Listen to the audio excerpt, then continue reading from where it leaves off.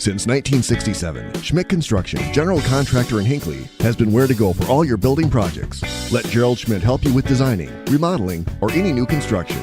Schmidt Construction specializes in residential home building, agricultural, industrial, and commercial buildings. With expert advice on all of your building projects and ideas, when you hire a contractor to take care of your building needs, you can't do better than Schmidt Construction, general contractor in Hinckley. 320-384-7901. It's finally mowing season, but you'd rather be doing something else. Thankfully, Minnesota Equipment in Isanti has affordable machines to help you get the job done quicker, any size property. Toro and Aaron's walk-behind mowers. How about John Deere lawn and garden tractors? Or a compact utility tractor? Minnesota Equipment has them in stock. Yard work doesn't have to take all day. Not if you get into Minnesota Equipment, Highway 65 in Isanti, or visit minnesotaequipment.com. At Stearns Bank, we're proud to get together to cheer on Dragon Athletics, and we believe that we can always go further when we work together. Whether you're earning your next big win on the field, on the court, or in the arena of life, surround yourself with a team focused on integrity, accountability, and hard work. Put our top-performing team to work for you. Visit our local Pine City branch on Hillside Avenue, call us at 320-629-6713, or explore more online at stearnsbank.com. Go Dragons! Stearns Bank. Member FDIC, Equal Housing Lender. Back here for game 2 of the 3 games here in Piers at Healy Field in Piers, Minnesota. It's the Mille Raiders taking on the Pine River-Backus Tigers here on 106.5 FM AM 1350 WCMP. Still elimination bracket games here going on as the first game saw the Ogilvie Lions beat Bertha Hewitt-Ferndale 7-1. So Ogilvie will be playing tomorrow at 4:30 against the winner of this game of Mille and Pine River-Backus. Mille, as we take a look at both of these teams, Mille comes in on the season, including postseason, I should say, they had a 10-12 record, 8-8 in the section. They score about 7 runs per game, give up just over 6 on the year. Now they come into the playoffs having lost to Hinckley Finlayson in the last round, but they started off with a 10-0 win over East Central. Then they lost a close one to Hinckley Finlayson, 9-8. That sent them down to the elimination part of the bracket on Friday, where they hosted and beat Bram 3-1 up there at Isle High School to get into this game against Pine River-Backus. For Pine River-Backus on the season, including postseason play, they're 11-9 on the year, 7-5 in section play. They score just under 9 runs a game, but give up 5 runs a game, so a pretty high-scoring offense here for Pine River-Backus as the number 2 seed in these playoffs. Sabika is the number 1 seed with a losing record at 8-10. But Pine River-Backus, how they got here? Well, they got the first round win over Cass Lake Benna, 10-0. Then they beat LaPorte 17-7, but then fell to Sabika 11-2. And then they would go on to today, where they will face off against Mille here at Healy Field in Piers. The winner of, again, this game will play tomorrow against Ogilvie at 4:30. And the winner of that game will play the loser of the semifinal game that we have coming up after this one between Hinckley Finlayson and Sabika. Hinckley Finlayson, a pretty good year here themselves. They're trying to get to the championship game. Of course, the winner of that semifinal game at 7:30 will move to the championship game on Thursday, and the loser will await tomorrow's winners, or winner, I should say. Yeah, I was taking a look here. We're just about set to get our starting lineups, but the head coach is having their meeting out there at home plate and meeting with the umpires. So getting that meeting in, and then we'll get our starting lineups here in this one. Again, the Ogilvie Lions beat the Bertha Hewitt-Ferndale Raiders 7-1 in that game. Prior to this one, it looked good for Ogilvie from the get-go. Pitching was a strong part of that game. As we take a look, if I was smart enough to turn the page around to actually see it for the Lions, Carter Magard got the start in that one. He went 5 innings, got 3 strikeouts and 4 walks. Then Colby Milbrat finished it off in the last 2 innings. He grabbed 2 strikeouts in that one, while no walks allowed. And again, Bertha Hewitt-Verndale was only able to grab 1 run there in the 5th inning, but that was it. They got a couple on in scoring position a few times, but just were not able to drive those runs in. And for Ogilvie, they closed it off with a 7-1 victory. And there, Carter Magard will get the win in that one. And it wasn't super impressive hitting for them, but they did enough. You had a couple players who were 0 for 3, 0 for 4 even. Bryce Beyer, he started out with a walk, then swung and missed on one, but it was a drop that which got him on. Then he would go 2 for 2 and then get another walk. So he was 2 for 3 in that game. One of the batting-wise the better hitters. Other than that, there weren't a lot of hits in that one. I think 6 for Ogilvie and 5 for Bertha Hewitt-Verndale. So not a lot of hits in that game, but plenty of runs for Ogilvie as they got the victory again. 7-1. That game just happened before this one. We were scheduled for a 5 p.m. first pitch, but since that last game went till just after 4:30, they had to get the field ready once again, get it all chalked up, then get these two teams their warm-ups. So we're scheduled, I'd say, closer to 5:30 for first pitch here at Healy Field in Piers, Minnesota. Of course, you're listening to this game on 106.5 FM, AM 1350. I'm Ethan Game Day Gillen. Thanks so much for tuning in here this evening. It's a beautiful day for baseball in Piers, Minnesota. I was taking a look at the weather here. We're sitting at about 79 degrees. It's not real humid out. It's really actually nice. I got a wind of about 5 miles an hour. We did have a little bit of an overcast sky here at the end of that Ogilvie game. Looked like the way it looked like we might get some rain, but thankfully that was not the case. And we're back here for this Mille Raiders game against Pine River-Backus, where there's no rain in sight as of yet. It looks like tonight we'll have partly cloudy skies and a low of 58 with the winds light and variable, it says, and the chance of rain is only 30%. So as we take a look at the hourly forecast here, it says that the chance of rain doesn't really take off, actually, at all until tomorrow early morning at about 5 a.m. So looks like we should be in the clear here for not only this game, but the game after between Hinckley, Finlayson, and Sabika. So we look good for some more playoff baseball action here in Piers. Again, the Mille Raiders taking on Pine River-Backus in this game. And then right after this game, we'll have Hinckley, Finlayson taking on Sabika in the semifinal game.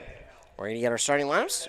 Before that, we'll take a commercial break. You're listening to Playoff Baseball on WCMP. A&W Restaurant Pine City is still making fresh root beer. That signature item since 1919. It's still made fresh and on site with real cane sugar and a blend of secret ingredients. It doesn't get any better than this. Their world-renowned A&W root beer is a classic treat, and they can top it off with creamy vanilla soft serve to be known as the famous A&W root beer float. Now that's smooth, tasty, and refreshing. An American iconic A&W root beer float. It never tasted so good. A&W Restaurant Pine City. Come grab your root beer float today. Did you know that Franzen Bank & Trust is a Minnesota-owned company? And they're one of the largest community banks around. That's a great combination. As a community bank, they're dedicated to their customers and the communities they serve. You might say they're big enough to help, small enough to care. Last March, they provided $20,000 in grants to 6 different Minnesota communities. They also processed well over 1,700 PPP loans, allowing local small businesses to keep their employees on the payroll during the pandemic. Franzen Bank & Trust. Real people, real results.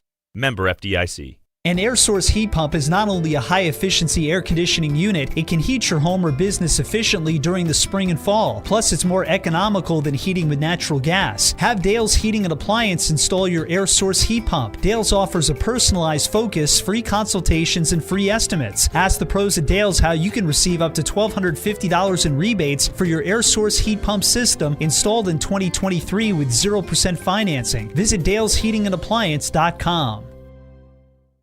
This high school sports season, Wellia Health wants to remind you that they want to help your athletes stay in the game. Sports medicine services are available at every Wellia Health campus. Whether it's the young athlete, the weekend warrior, or the accomplished athlete, injuries can happen. Get back in the game by calling the sports medicine experts at Wellia Health, 320-679-1313. Wellia Health. Live life well. high-capacity hydraulics, four-wheel drive, hydrostatic transmission, horsepower. Ah, you like when somebody speaks your language. Then you better visit the experts at Minnesota Equipment in Isanti. Dozens of tractors, utility vehicles, mowers, and compact utility tractors ready to take home today at a price that won't break the bank. The sale is just the start of the relationship. Minnesota Equipment, Highway 65 in Isanti, or at minnesotaequipment.com. Are you interested in a technical degree that can quickly help you land your dream career? Or maybe you've always dreamed of going to a four-year college, but you'd like to start close to home. Either way, Pine Technical and Community College has you covered. PTCC offers more than 50 degrees in hot fields like healthcare information technology, advanced manufacturing, and business. PTCC is now accepting applications. Financial aid may be available. Online at pine.edu. Starting out or starting over, find your future at Pine Technical and Community College. When you need an AC or furnace tune-up, Dale's Heating and Appliance is always clutch. Need financing on a new AC or furnace system? Dale's Heating and Appliance in Pine City is your closer. Dale'sHeatingandAppliance.com. Avoid costly repairs on your AC or heating system by getting a tune-up from Dale's Heating and Appliance. Dale's is your hometown cooling and heating expert, servicing Pine City and surrounding areas. Visit Dale'sHeatingandAppliance.com today. Dale'sHeatingandAppliance.com. Since 1967, Schmidt Construction, general contractor in Hinckley, has been where to go for all your building projects. Let Gerald Schmidt help you with designing, remodeling, or any new construction.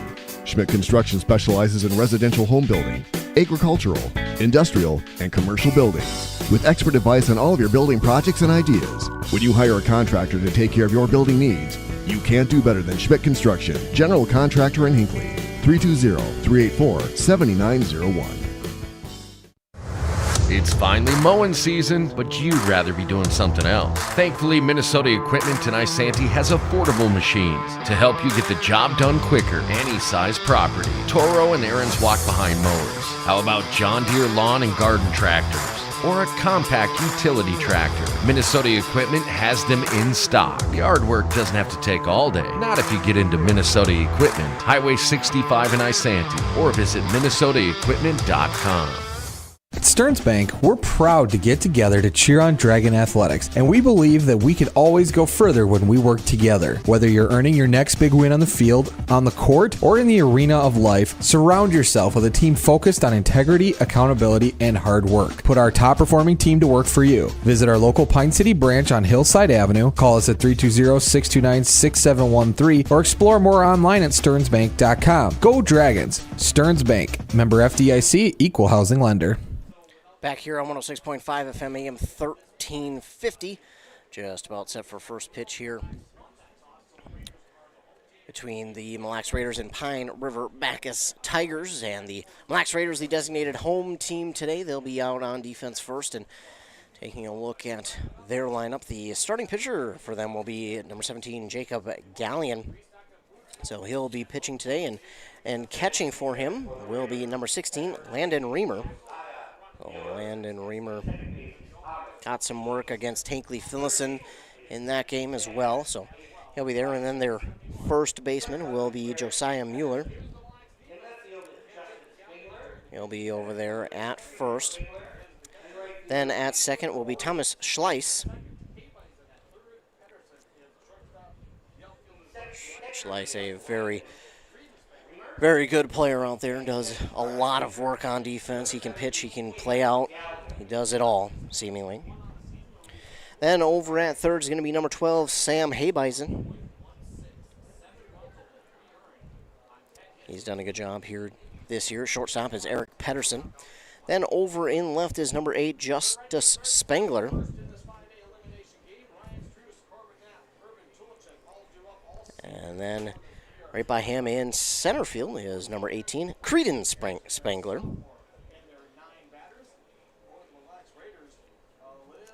That is their lineup. And then to the other side, leading off for the Pine River-Backus Tigers is going to be number 25, Ryan Struss, their starting pitcher for today. For the Tigers, top of the first inning. Just about set to see first pitch.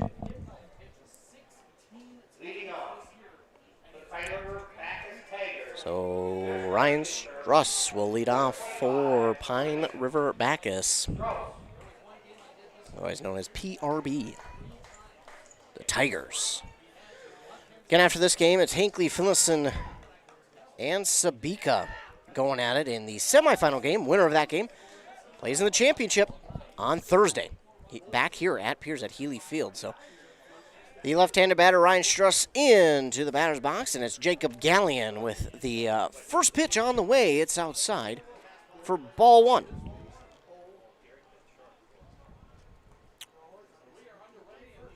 One-0 count. The first pitch officially comes in at 5:29 p.m. That one's going to bounce to the catcher, Reamer, and it's a 2-0 count early here for Ryan Struss.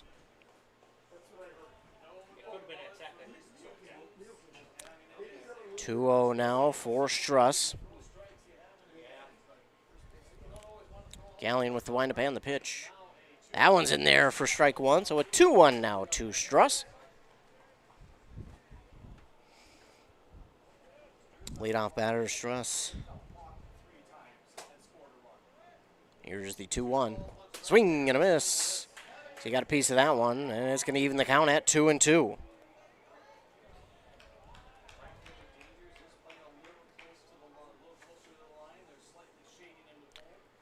2-2 delivery is just on the outside part of the plate.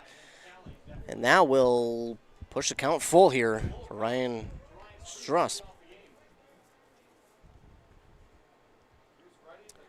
Here's the full count delivery, and then Struss got a piece of that one to foul it back.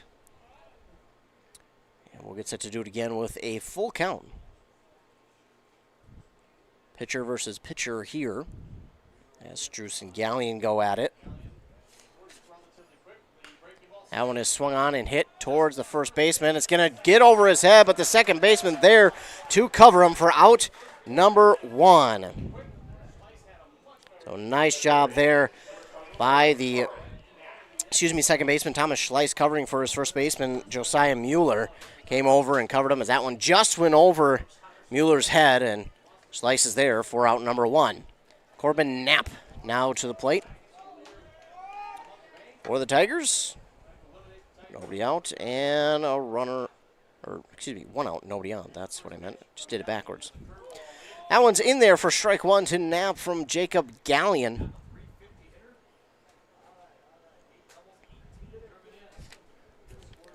So the 0-1 pitch on the way to Knapp. That one swung on and missed. And it's an 0-2 count to Corbin Knapp. Leadoff batter Struss went down with a flyout over first base. And that one is swung on and hit towards left field. Left fielder's nearly there.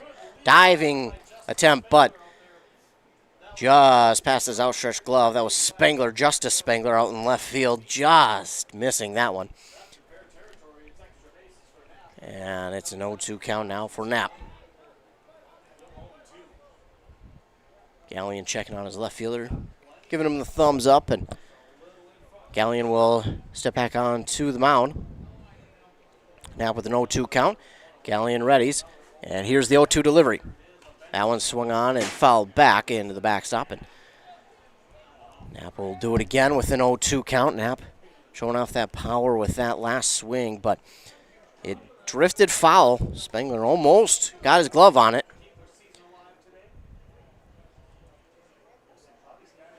Gallion with the 0-2 pitch. That one stays high in the zone for ball one.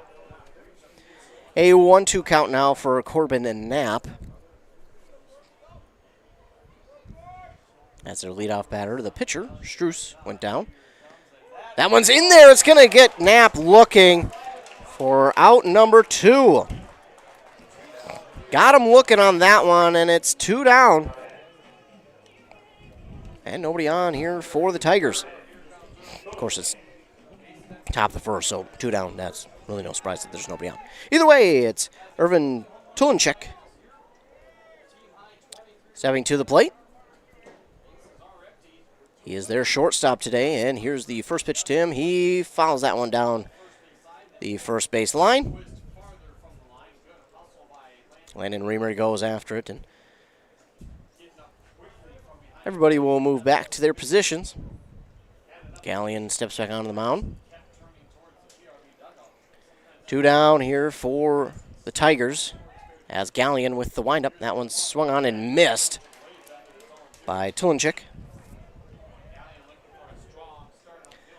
So now 0-2 for Irvin Tulinchik, and Gallion trying to get out of this inning. 1-2-3. That's going to get him looking again. Back-to-back strikeouts looking. And the Tigers go 1-2-3, and it will be the Raiders' turn at the plate as we head to the bottom of the first inning. Nobody gets on. No runs come across the plate. And we'll move to the bottom of inning number 1. And it's all zeros here in this elimination bracket game. Again, Raiders and Tigers going at it. It was a little bit confusing for me in the last one. We had the Bertha Hewitt-Verndale Raiders. Now we've got the Mille Lacs Raiders. So every time I was talking about Raiders, it was a little weird. I was like, wait a minute. It's not the right Raiders. So, the starting pitcher here for the Tigers, Ryan Struess, beyond the mound, the lefty. Get warmed up, and he'll be battling the starting pitcher for Mille Lacs here in this first at-bat. It'll be Jacob Gallion, and Ryan Struess going at it again. Gallion got the best of Struess in the Tigers at-bat as he got a hit on it, but it went over the first baseman's head. But Thomas Schleiss came over from his second base spot to grab it for a nice out number 1.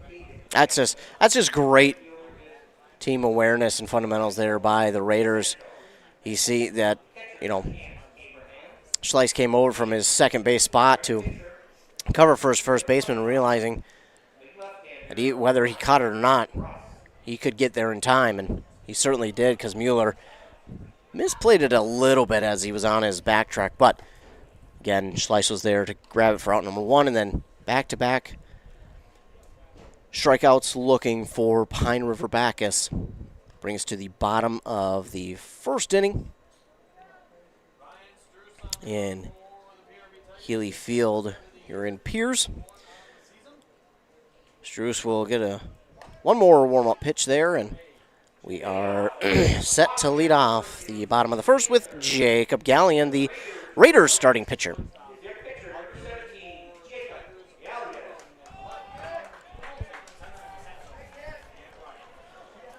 So Gallion makes his way to the batter's box. He readies, as does Struess. Struess with the pitch. That's high for ball 1. 1-0 count here for Jacob Gallion, the leadoff batter for the Raiders of Mille Lacs.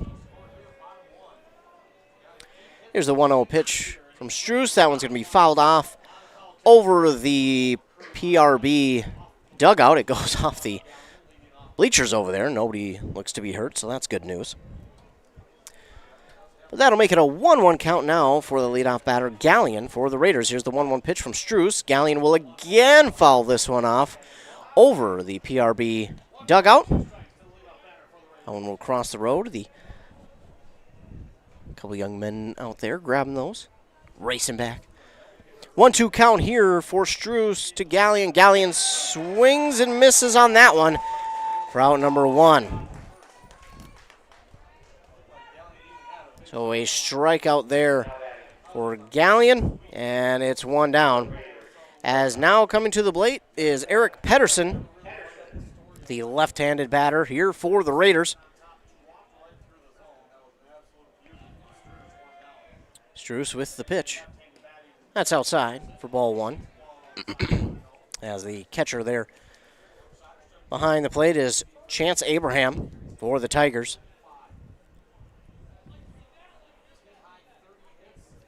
Eric Pedersen with a 1-0 count. Ryan Struess gets set. Here's the 1-0 pitch. That one's bouncing in the dirt well before the plate. Catcher blocks it. And it's now 2-0 to Eric Pedersen. So you're able to see this team against Hinckley Finlayson. That was quite the battle there between those two teams. It was a fun one. As Pedersen gets a hit, this is going to get out to the outfield, down for a base hit. And Pedersen rounds first, gets a decently, about halfway between first and second, but then he'll turn back. It's a one-out single there for Eric Pedersen. And now coming to the plate is Sam Habeisen for the Raiders. So one down and a runner on. Sam Habeisen to the plate. He's playing third base today for these Raiders of Mille Lacs. Struss with the pitch. Habeisen watches that one outside for ball one. 1-0 count now.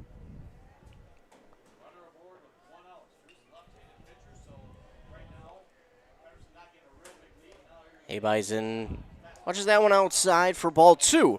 A 2-0 count now to Sam Habeisen. Runner over there on first, Eric Pedersen. 2-0 pitch is on the way from Struess.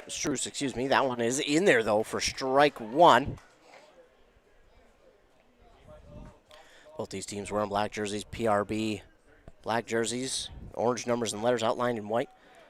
3 colored hats, black back, the white front, and the orange brim. White pants. That one is in there to Sam Habeisen for strike number 2. It's going to even the count at 2-2. Runner on first and one down. Habeisen looking to put one in play here. Eric Pedersen has the speed. One's inside. For ball 3, it's a full count now to Sam Habeisen.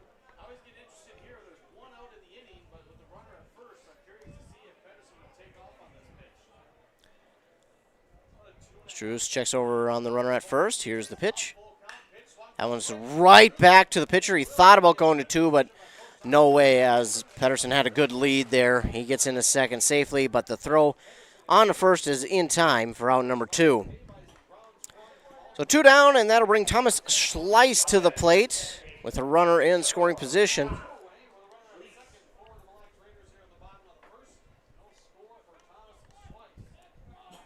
Cleanup batter here for the Raiders. Struess checking the runner at second. Schleiss watches that one high and outside for ball 1.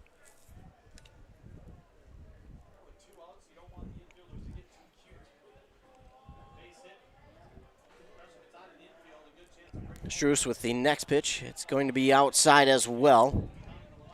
It's going to be a 2-0 count now for Thomas Schleiss.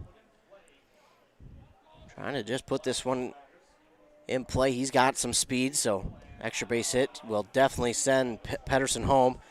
But Schleiss might be able to round for a couple extra bases.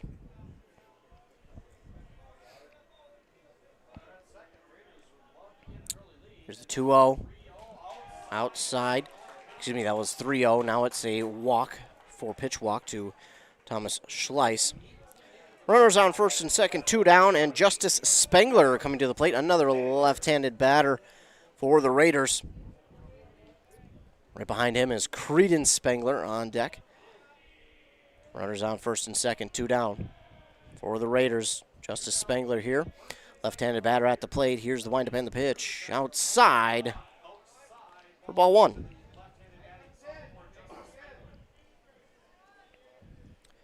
Spengler coming in. Only a sophomore.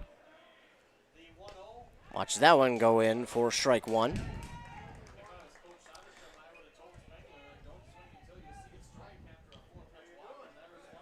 Struess trying to get out of a little bit of a jam. Spengler gets this one. It's a low, short, slow roller to the second baseman. He can't grab it cleanly, and everyone is safe. So an error there on the second baseman is going to have Spengler, Justice Spengler, safe at first. That'll load the base with 2 down for Creedon Spengler coming to the plate. Creedon Spengler, bases loaded, 2 down. Struess with the pitch, high for ball 1. So a big spot here for Mille Lacs with a chance to get a lead early. That one's going to be in there on the outside part of the plate for strike 1 to Creedon Spengler. in the 6th spot today for the Raiders. 1-1 is just outside for ball number 2. To Creedon Spengler. 2-1 count, and here's the pitch. That's outside as well, and it's 3-1. Now, here's the tough part here for Struess. You don't want to lay anything over the strike zone for Spengler to get a clean hit on, but you also don't want to walk anybody because that walks home a run. And, Spengler swings on this one. Got a piece of that one, fouls back, and it's now a full count here for Creedon Spengler.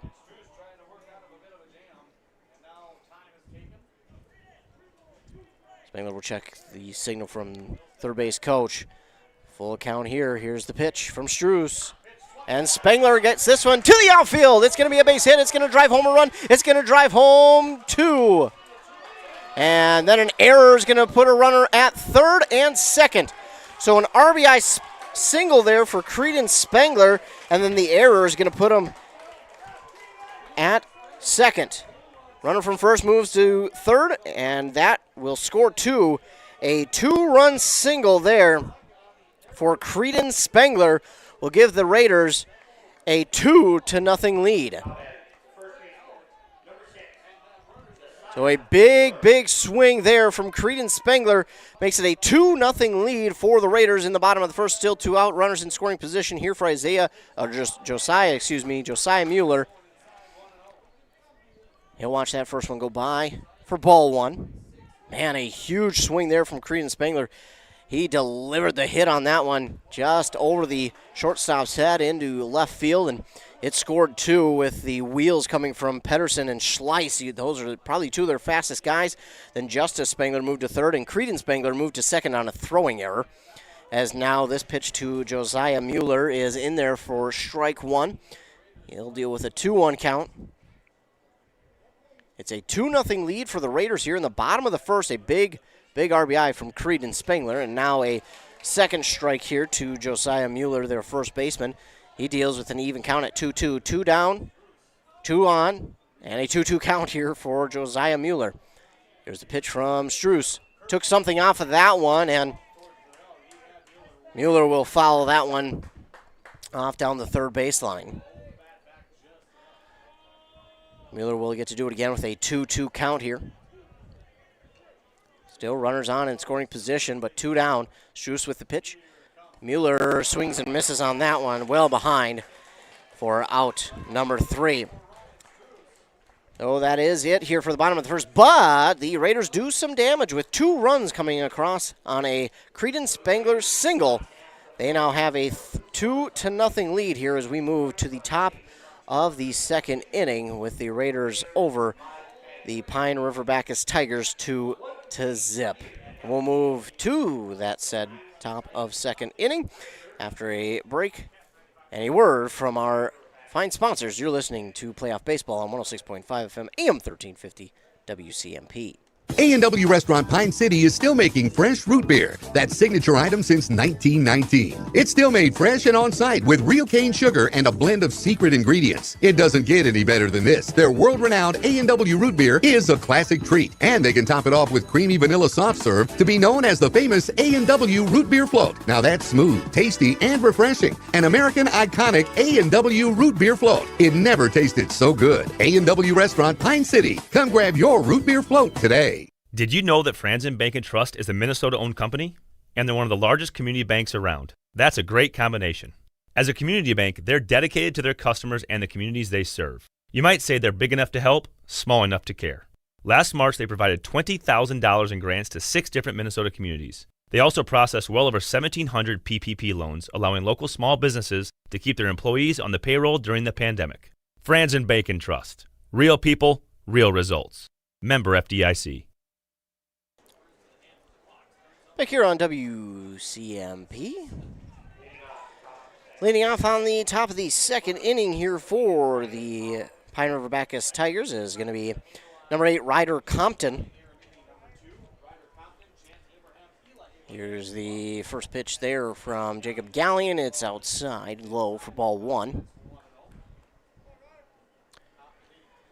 Ryder Compton, the first baseman today for PRB, the Tigers. Jacob Gallion comes back with one. That one's going to be low as well for ball 2. Raiders wearing their black jerseys. The letters and numbers yellow, outlined in red, gray pants, black hats. That ML red-yellow logo on the hat as well. That one is swung on and hit right between the first and second baseman. And it's Compton who is thinking about 2, but he will back up. It'll be a leadoff single there for Ryder Compton and the Tigers. And that brings to the plate Chance Abraham. He is their catcher today for the Tigers. He's wearing number 9 today. So now we're runner on first for PRB. And Gallion, check on that runner at first. He'll throw over to first, and man, if that is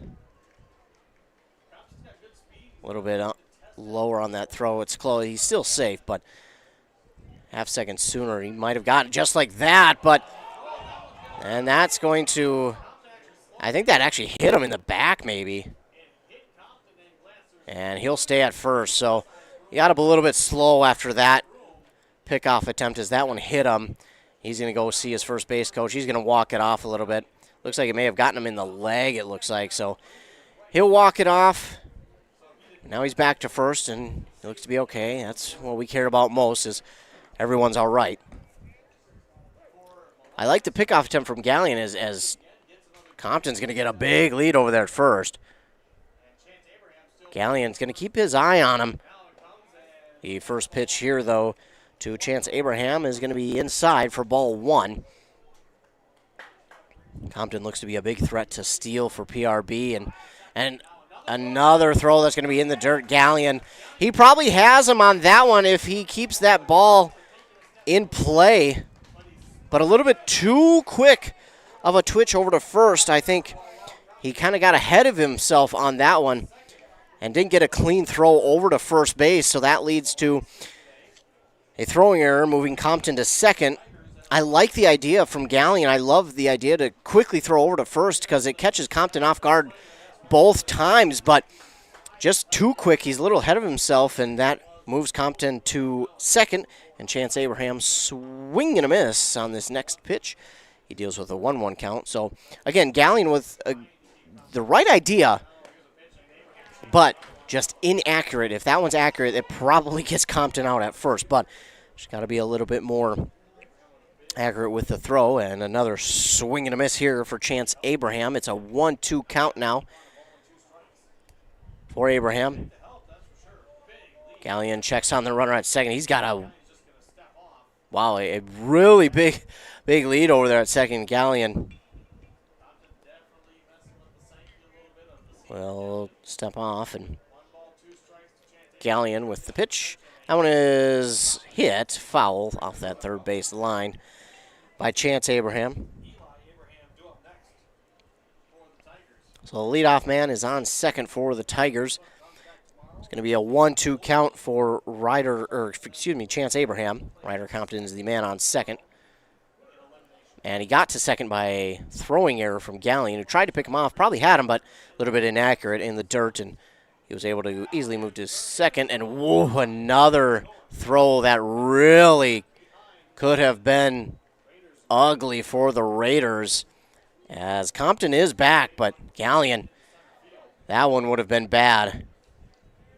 I think now if you're Gallion, you might just have to not worry about him so much. You're starting to get a little out of rhythm and in your own head a little bit. That one's going to be fouled back out of play by Chance Abraham.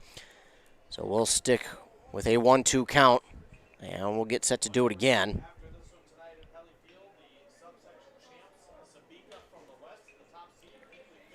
Gallion gets set, and here's the 1-2. Inside.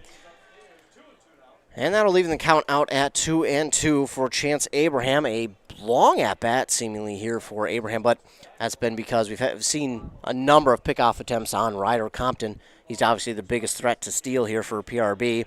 That one, just high for ball 3. And the runner, Compton, will take third, and he is safe. Landon Reamer threw it back to Gallion on the mound, and Compton took the chance, and he's now at third. There's nobody out as the leadoff man is on third, and Chance Abraham has a chance for the chance to cut this one in half, but this is going to be low in the dirt for ball 4 to Chance Abraham, and we've got runners on the corners, nobody out, and that will bring Eli Abraham to the plate for PRB. Raiders got out to a nice 2-0 lead, but now all of a sudden they're in danger of seeing a run come home for the Tigers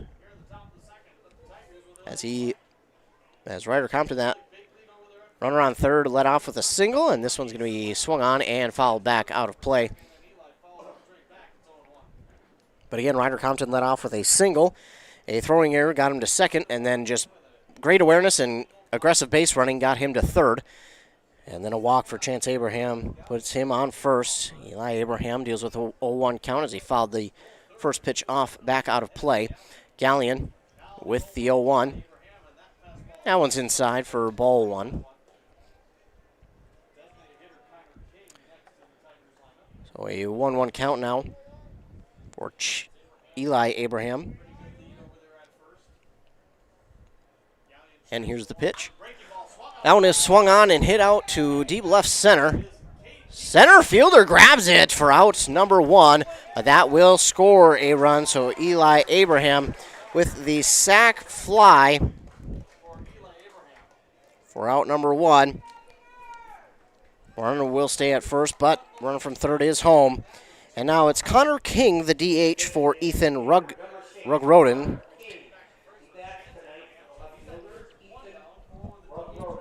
Again, Connor King at the plate, 1 down and a runner on first for the Tigers. Gallion with this first pitch, it's going to be outside for ball 1.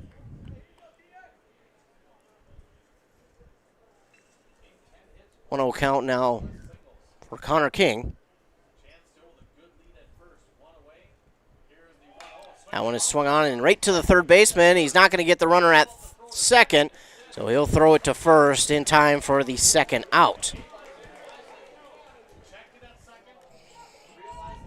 That third baseman, he did a good job just to even get that ground ball down enough to hold it in the infield. He checked that runner at second, realized he didn't even have a shot, and then threw it on to first to grab out number 2. Caden Hamilton to the line now for the Tigers. Got 2 down, runner on second.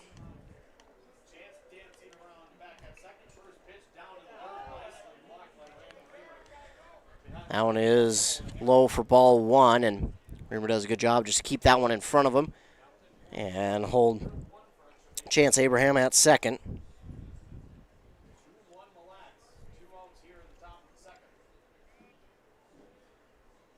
Here's the 1-0 delivery from Gallion. Swing and a miss there from Caden Hamilton.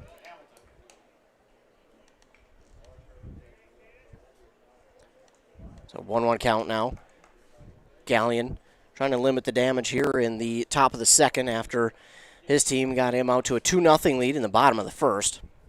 Gallion with the pitch. That one's in there for strike 2. Outer part of the plate, and Reamer quickly up to check that runner at second. He'll keep him there. And now it's a 1-2 count here for Caden Hamilton. Gallion will ready. Here's the 1-2. That one's a beautiful bunt laid down, the throw to first. No, he's going to be safe. A perfectly laid bunt by Caden Hamilton is going to put him on first, and the wheels get him there as well. And now Nigel DeSanto comes to the plate. Runners on the corners, 2 down here. Raiders looking to try and get out of this inning, but just when it looked like they could, it's a perfectly laid bunt by Caden Hamilton. Bring Nigel DeSanto to the plate.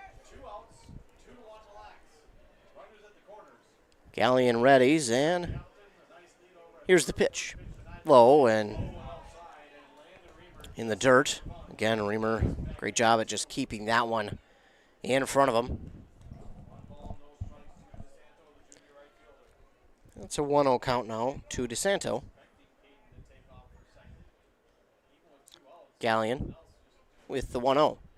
That one is swung on, popped up, and Landon Reamer is not going to get there as this one hits the booth that we're in. We got a roof, though, so don't worry. It's going to make it a 1-1 count now for Nigel DeSanto. 2 down runners on the corners for PRB. Raiders still lead 2-1, but trying to avoid giving up that second run, the tying run on third. Gallion with the 1-1. Runner is taking off for second, and nice job there by the shortstop to cut that off. Oh, the runner is safe back at third, so Landon Reamer with a great job there. He got up to throw down to second as the runner from first, Hamilton, was stealing, but the shortstop comes in to cut it off, throws it back to third, but the runner is safe at third. So smart play there by the Raiders shortstop, Eric Pedersen, just to cut that ball off and realize, hey, the runner from third is trying to get home. Does a good job to cut it off and keep him at third. A 2-1 count now for Nigel DeSanto.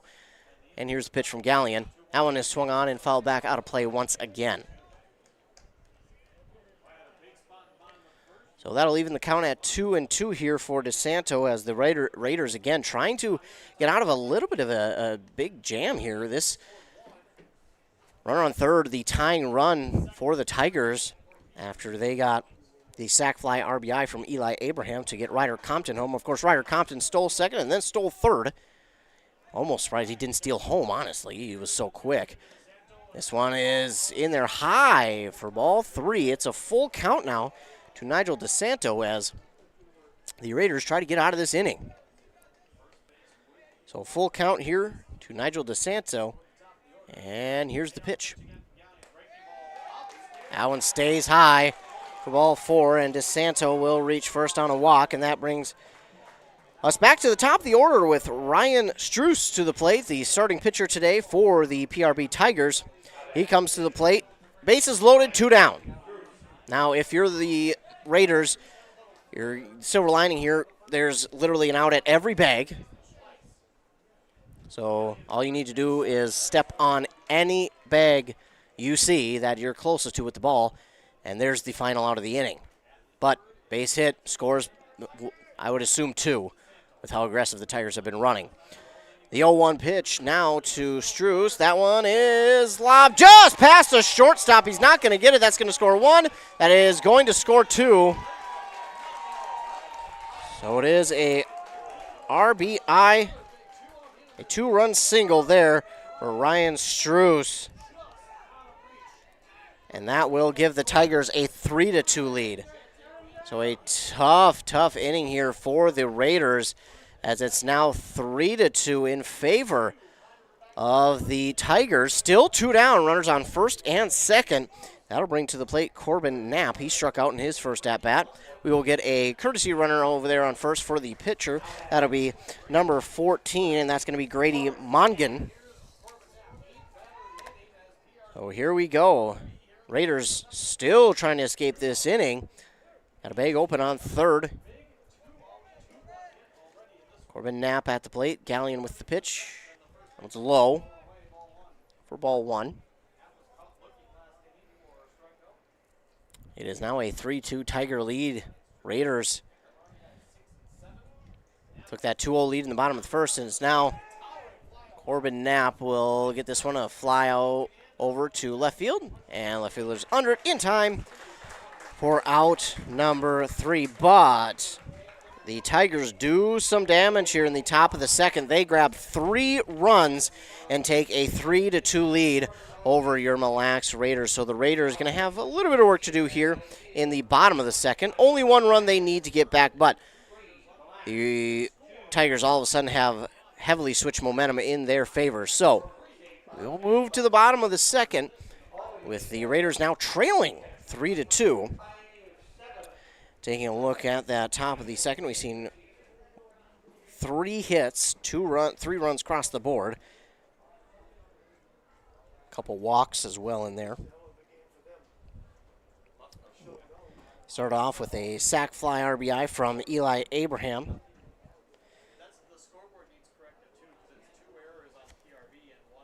And then Ryan Struss with the 2-run, 2-out single. Put them up 3-2.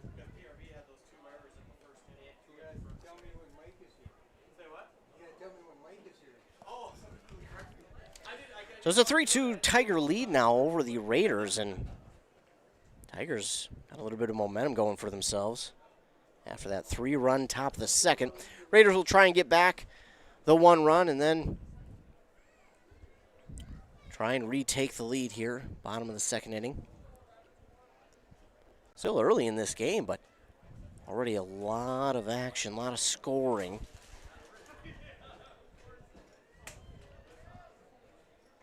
Tigers and Raiders here. This is an elimination bracket game, so lose and your season is over. Win and you play tomorrow against Ogilvie at 4:30 p.m. back here at Healy Field in Piers.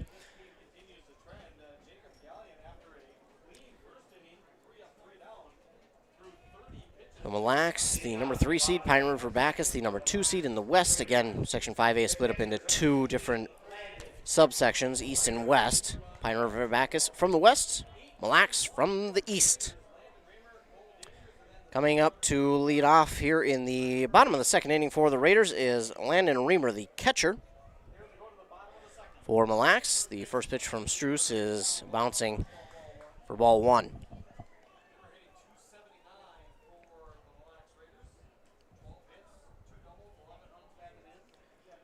So a 1-0 count now for Landon Reamer. And here's the 1-0 pitch. He swings and misses on that one. And now it's 1-1 for Landon Reamer.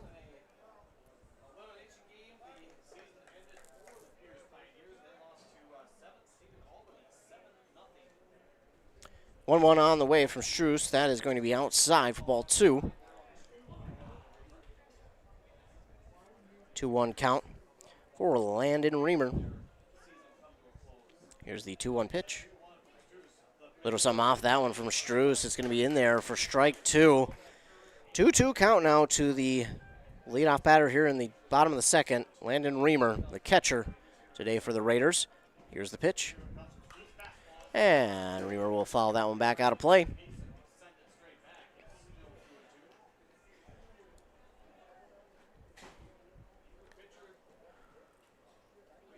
It was a big first inning here for the Raiders as they got 2 runs across on and seen 7 batters come to the plate as Reamer waits on that one, cuts it.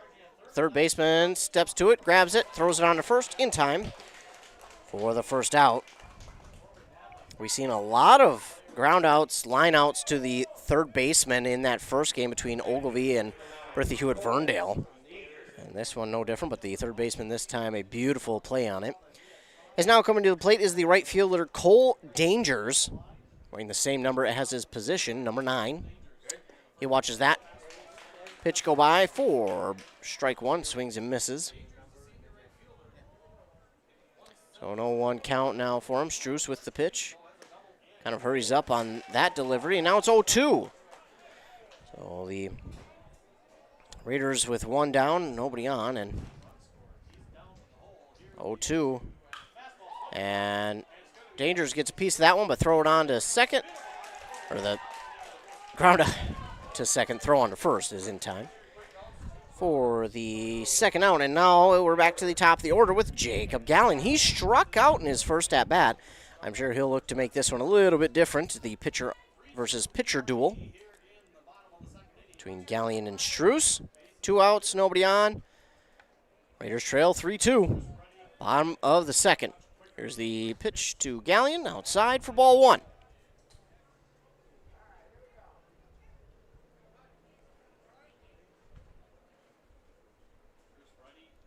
Here's the 1-0, and that one is going to be swung on and fouled off. Ooh, narrowly misses. Vehicles parked out down the first base line. Dangerous spot to be. Someone might need a windshield by the end of the night. And Gallen lays off that one as it does go in the dirt on a late break, so it'll be a 2-1 count now for the pitcher, Jacob Gallion. Struess with the 2-1. Gallion gets this one, delivers a hit just into the outfield, and he'll be on with a 2-out single. So now that will bring to the plate Eric Pedersen, the shortstop. He hit a single in that first inning, and they'll be looking for that again from him, if not maybe a bigger one. Try and tie this game up at 3. Try and get some 2-out magic going here for the Raiders. Eric Pedersen, the left-handed batter, steps into the box. Struess with the pitch. And Gallion steals second easily. My goodness, what a jump Gallion had there on that steal. That was a big, big jump from him. But it was a strike call to Eric Pedersen, and runner on second. Pedersen with the 0-1 swings and fouls this one back out of play.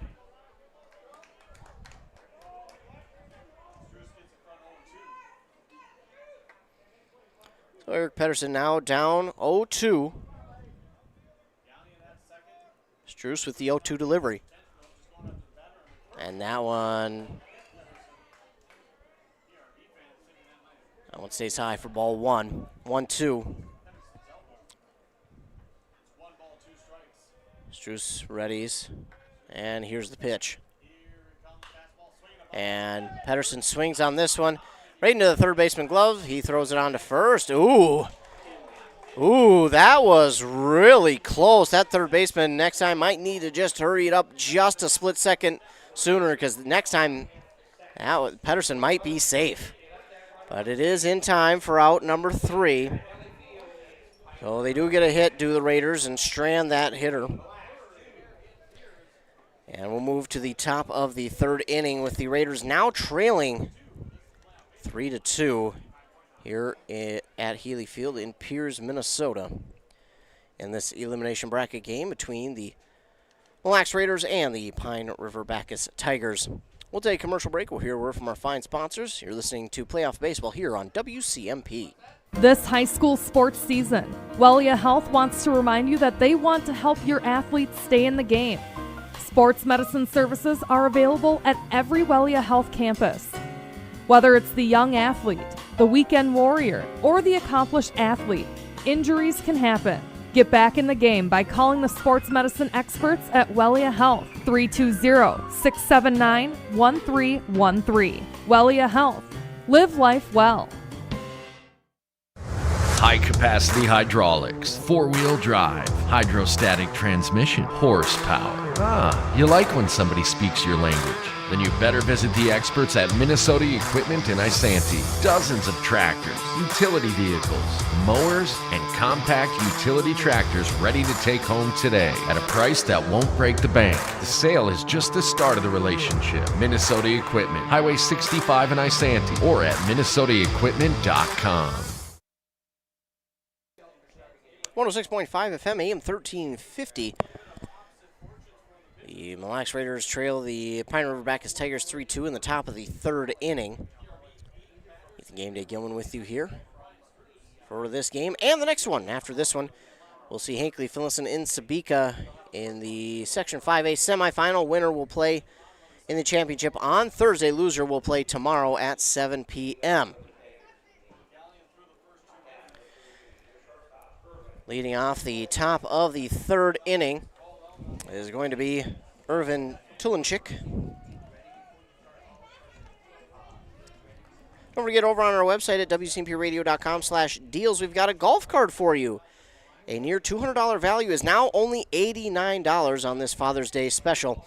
You get 18 holes of golf, a cart for one person for $89 at our participating locations in Rush City, Mora, Malacca, and, of course, Pine City, thanks to Bogies on Main in Hinckley. So don't forget, if you've got someone in your life, or maybe it's your dad, your grandpa, an uncle that's a father figure to you, or anyone who's a father figure who loves golf or has always wanted to golf, you can get them now. In your $200 golf card, now for only $89 on this Father's Day special. You can find that over on WCMPradio.com/deals. And It's going to, again, you can get 18 holes of golf, a cart for one person at our participating locations in Mora, Malacca, Pine City, and Rush City at those golf courses. Again, limited amount are available, so make sure to get yours today. The leadoff batter, Tulenchik. 2 balls and then swings on this one, and it is... Oh, it's going to get down, but they're going to call it foul. So they're going to call that one foul as a little bit of miscommunication on the infield. First baseman thought the pitcher was going to it. Then the pitcher thought the first baseman was going to it. And now we're back to the plate as Tulenchik swings on this one and misses. And now it's a even 2-2 count. As now Gallion delivers this one, and Tulenchik fouls this one back out of play. So we'll get set to do it again with an even 2-2 count for the leadoff batter, Irvin Tulenchik.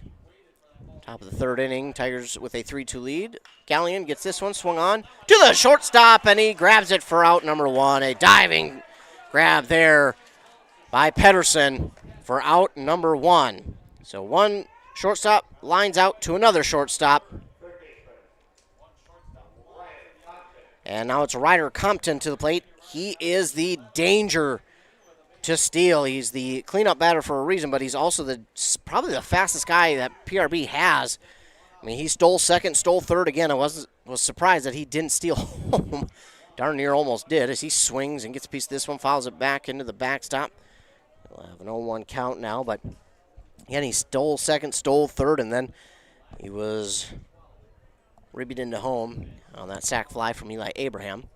But an 0-1 count now for Ryder Compton. Gallion gets set. Here's the windup and the pitch. It's going to be low for ball 1. 1-1 count now for Compton. Again, Gallion. That was a tough second inning, but a little bit better here to begin the third. That one is going to be low, though, for ball number 2. And now a 2-1 count for Ryder Compton. One thing you don't want to do is walk him. 2-1 count. That one swung on and missed. It pops out of Reamer's glove. It is going to be strike 2, though, and it's even. Nobody out, nobody on. 1 down for PRB in the top of the third. That ball is high, and it's a full count here for Ryder Compton again. Probably one of the guys you don't want to walk onto base just because he's such a danger to steal. Here's the full count pitch. That one swung on right to the shortstop again, and Pedersen, another beautiful catch there. Another line out to Pedersen, and he has the first 2 outs here in the third inning. And he, my goodness, is single-handedly taking away the first 2 threats here in the third. And now it's Chance Abraham, who reached on a walk, eventually scored the second run of the second inning for the Tigers. But 2 down, nobody on. Gallion with the pitch. That one's in there for strike 1 to Chance Abraham.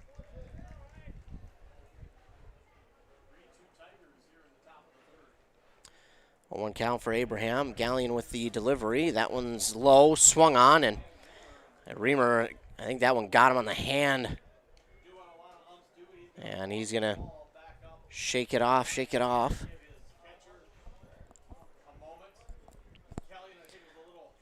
So Reamer looks to be okay. Again, the only thing we care about that everybody out there is all right. But it is going to be an 0-2 count now for Chance Abraham, and Gallion trying to get the Raiders out of this one. 1-2-3. Put his team back at the plate to try and get that 1 run back that they need. Gallion with the 0-2. That one swung on and delivered out into left center. That's going to get down for a base hit over the left fielder's head. That's going to be more than 1. That's going to be 2 for sure. And the throw in is going to hold the runner at second. So Chance Abraham, it's on with a 2-out double.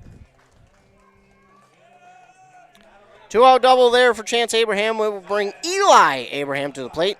He had the sac fly earlier. No such thing as a sac fly now, as it would be the 3rd out. So For the Raiders here, trying to get this last out.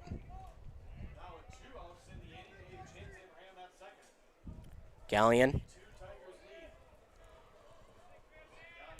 glances at that runner at second, stares at him a bit. Then the first pitch here to Eli Abraham is outside for ball one. A little bit of a tough spot here for Gallion as, again, 2-out double there for Chance Abraham. Gave that one a ride. That one is in there for strike one to Eli Abraham. Gallion walk back to the mound, and here's the 1-1 pitch. That one's high for ball two. And Landon Reamer shot up out of his stance quickly as if to try and get Chance Abraham to run back, but Landon Reamer will not take that chance on the throw down to second. Gallion with the 2-1. That one's hit right back up at the pitcher. It's going to escape his glove and get past the second baseman's glove. And now the center fielder can't grab it cleanly, but he does finally get it in. But now again, America's Chance Abraham is going to cross the plate.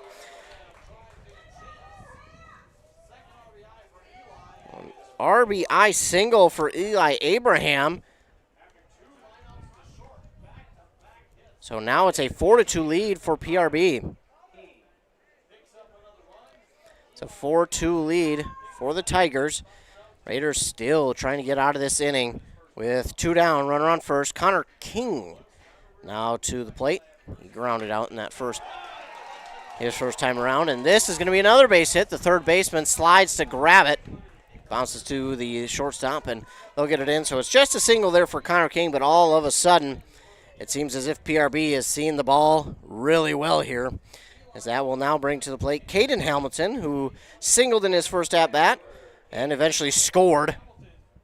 So runners on first and second here for PRB. 2 down. And the Raiders trying to get out of this inning.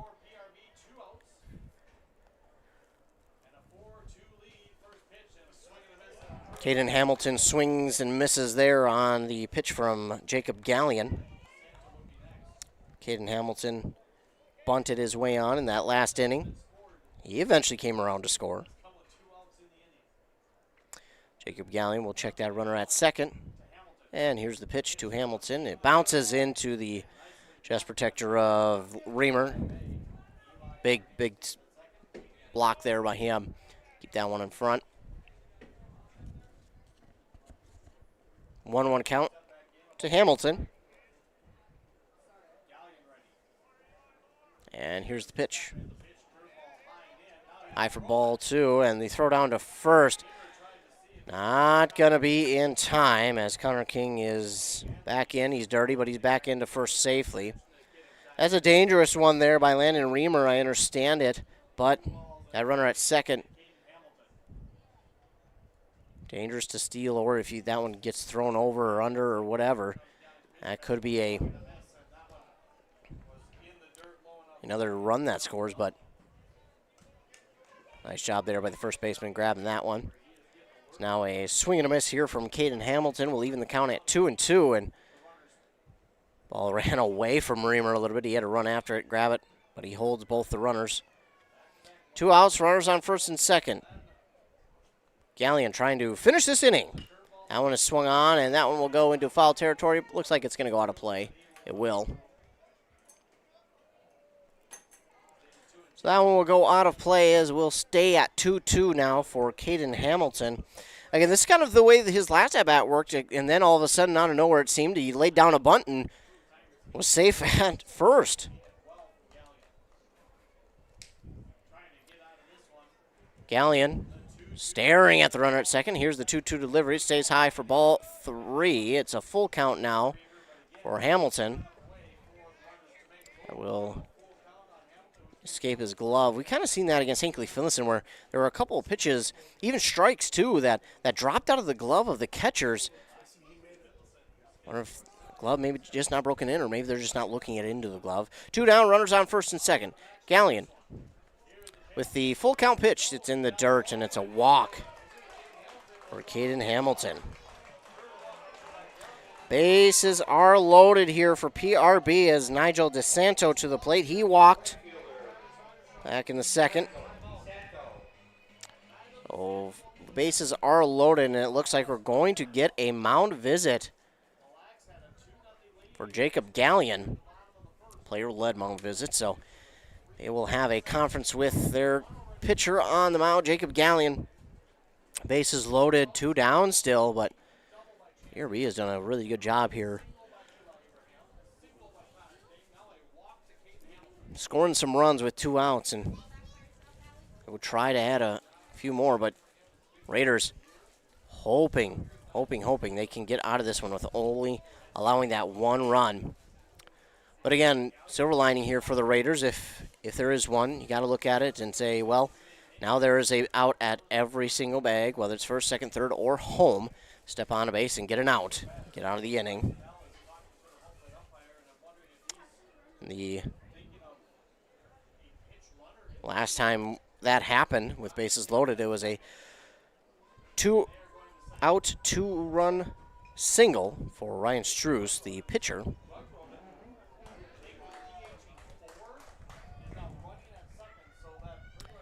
We're going to pinch runner here at second for Connor King. It's going to be Ethan Ruggeroden at second now for Connor King. Gallion, the first pitch there, swing and a miss by Nigel DeSanto. So no 1 count. Again, Raiders just trying to get out of this inning. Get their offense back out there and go to work. Here's the 0-1 to DeSanto. That one's in the dirt, but swung on and missed by DeSanto. Now it's an 0-2 count, and for Gallion here you see DeSanto's being aggressive, swinging at something like that out of the zone. Maybe try and get him to do it again. 0-2. That one is swung on and popped out to shallow center. Center fielder's under it. Grabs it in time for out number 3. So they do load the bases, do the Tigers, but the Raiders do a good job of limiting the damage to 1 run here in the top of the third. Raiders trail 4-2 now as we head to the bottom of this third inning. Raiders will try and get something started for their offense and try and get these 2 runs back now as they trail 4-2. Bottom of the third inning. Taking a look back at the top of the third there for Pine River-Backus. It started out with 2 quick lineouts to the shortstop, and it looked like it was going to be a quick 1-2-3 inning there for the Raiders, and then all of a sudden a big double from Chance Abraham, and it led to an Eli Abraham RBI single. Then Connor King got on with a base hit. It was a walk then for Caden Hamilton. And then, luckily for the Raiders, Nigel DeSanto flew out to center field. But an inning that looked so promising, it looked so quick to end there for the Raiders. All of a sudden, next 3 batters saw a run score. And then the 4th one loaded the bases with Caden Hamilton. And DeSanto was not able to put a ball in play for the Tigers. Luckily for the Raiders, they get out of there with only 1 run crossing. And now the Raiders try and get something going for their offense at the plate, as we will head to the bottom of inning number 3 with Sam Habeisen. He will get set to lead it off for the Raiders. The Raiders trail by 2. Not the easiest thing to come back from, but there is still plenty of time here in this one to come back and retake the lead.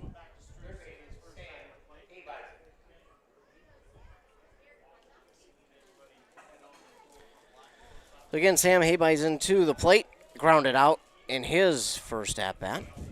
He'll look to lead it off.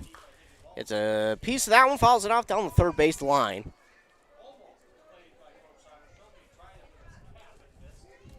So foul makes it an 0-1 count for Haybison.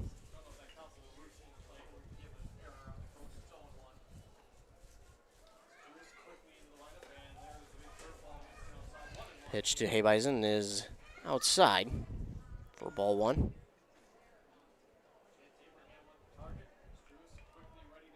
Here's the 1-1, and that's going to stay up in the zone high for ball 2. 2-1 count now to Sam Haybison.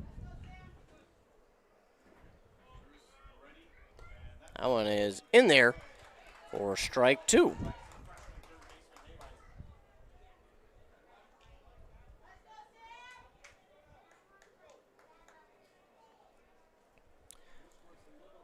That was even at 2-2. That one's low for ball 3, and it's a full count now for Sam Haybison.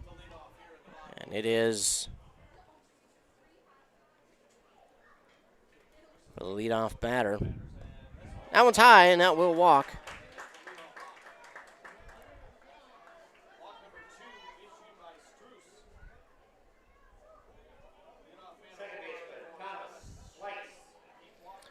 So now coming to the plate, Thomas Schleiss after that, a leadoff walk.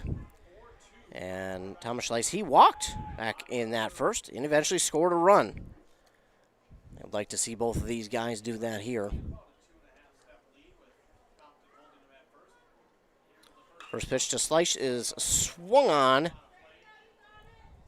and fouled out of play over the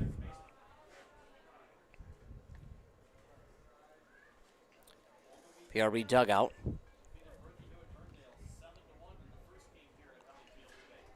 Nobody out, and runner on first, the leadoff batter, and that one's in there for a strike, but Haybison will steal second. So it'll be a 0-2 count for Thomas Schleiss as he gets set. Now the runner on second, leadoff runner. And Schleiss swings and misses on that one for out number 1. And Justice Spengler coming to the plate. He reached on an error in his first at-bat. 1 down and a runner on at second. Spengler, the left-handed batter, into the box. Struess gets set. Glances back at second. And here's the pitch. In the dirt for ball 1 to Justice Spengler.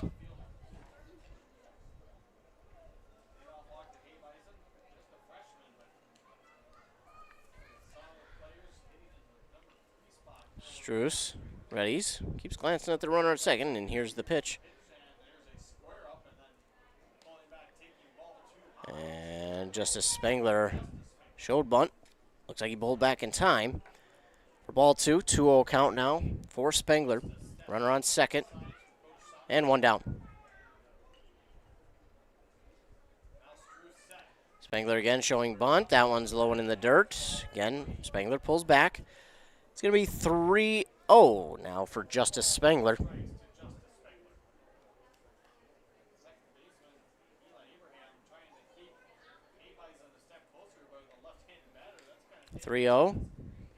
That one's in the ground, and the runner from second, will go to third, and a sprint down to first from Justice Spengler. I think he may have thought about second base, but he will be at first.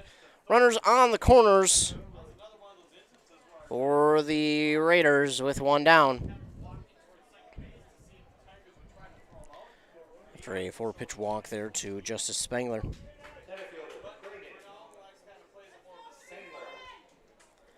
So now it's Creedon Spengler to the plate. He hit a 2-run single back in the first, and they're looking for that again here from him. That one is in there. Oh, and a late jump. Oh, and nobody's on second. They'll just let him take that one.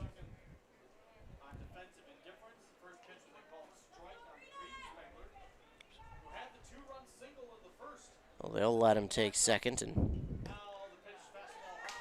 that one's high. So the first pitch to him was a strike, and then that one high for ball 1. Green Spangler got a piece of that one, fouls it back. 1-2 count now. And runners on first and second, or second and third. With Creedon Spengler hit a 2-run single back in the first. They'd like another one from him here. He lays off that one. It's down the third base line. The throw on to first. Going to be in time for the second out, but the runner from third does head home. So a fielder's, well, I guess it's a ground out RBI.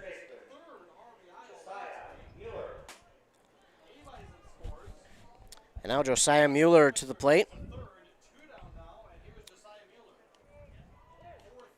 2 outs. Runner on third, 90 feet away.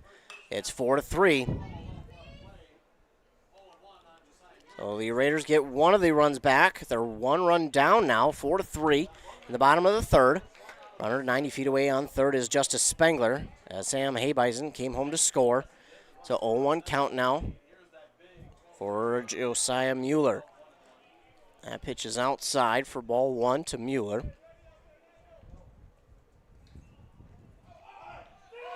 Oh, he's going to try and steal home, and I think they got him.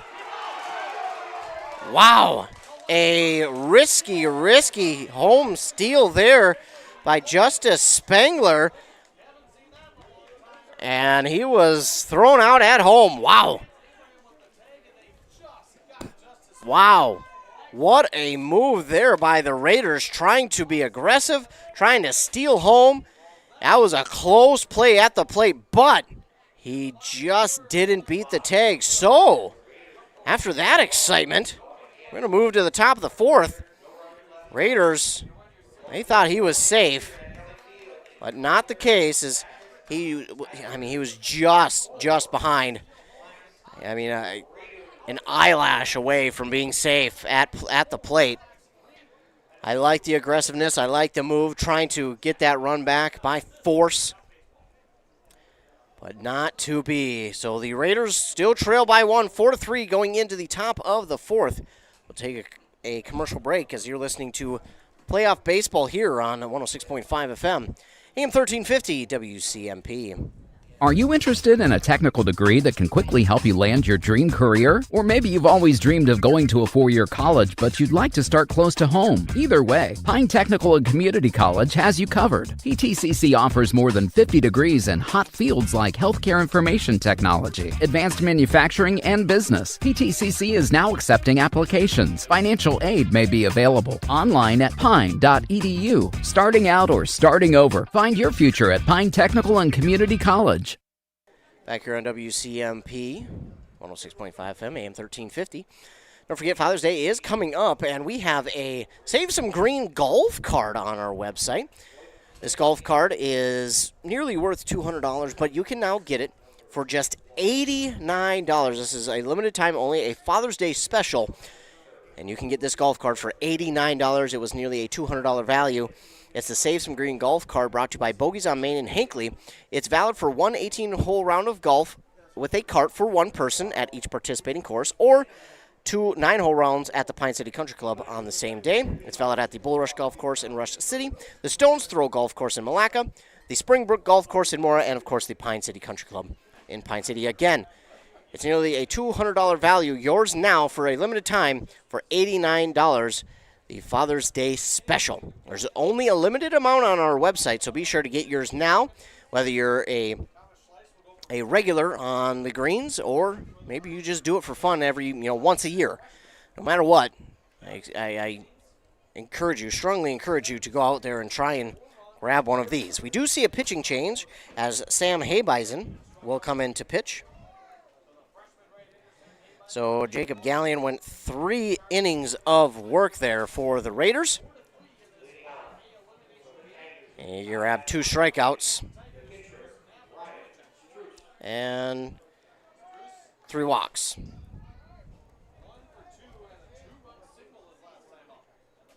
So now it's Sam Habeisen taking over here in the top of the fourth for the Mille Lacs Raiders.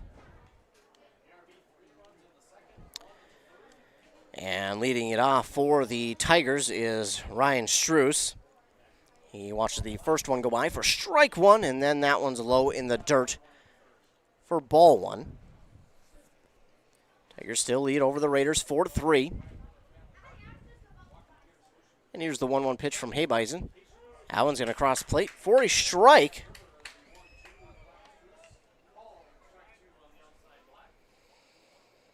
So 1-2 count for Habeisen, and trying to send Struess down on strikes. He does. Strikeout there for Sam Habeisen. That is out number one. Brings to the plate Corbin Knapp.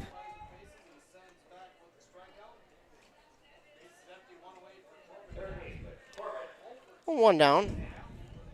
And the Raiders trying to avoid what has happened in the last two innings, which is scoring for the Tigers. They scored 3 in the second, 1 in that third, but they did see a number of guys coming to the plate, about 7 batters for the Tigers coming to the plate in that last inning. And the Raiders trying to avoid that happening here in the fourth. The first pitch to Knapp is low for ball 1. This one's also low for ball 2 from Habeisen. Don't forget, we'll be here for the game after this one, as it will be Hinckley Finlayson taking on Sabika in the section semifinal.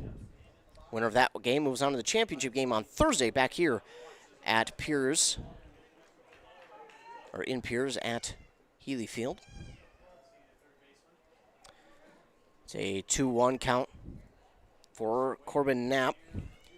With one down, this one is swung on and fouled in out of play. And we'll even the count at 2-2 here for Corbin Knapp.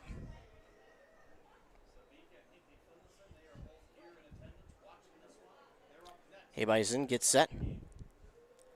Here's the windup and the 2-2 pitch.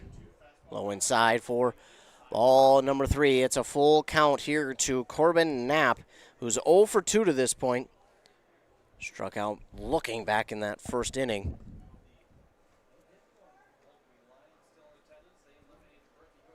Waiting for the player to get the ball from behind the plate, and now we're set to go again.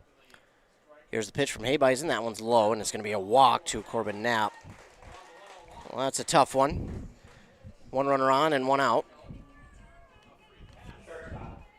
And now it's Irvin Tulenchik coming to the plate, 0 for 2 for him today.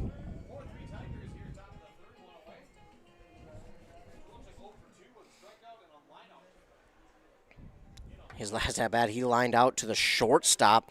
An impressive play there by Raiders.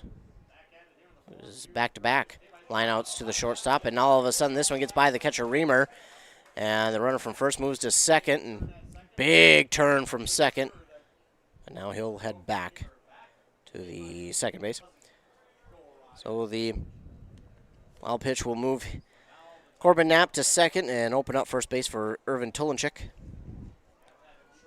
It's a 1-0 count for Irvin.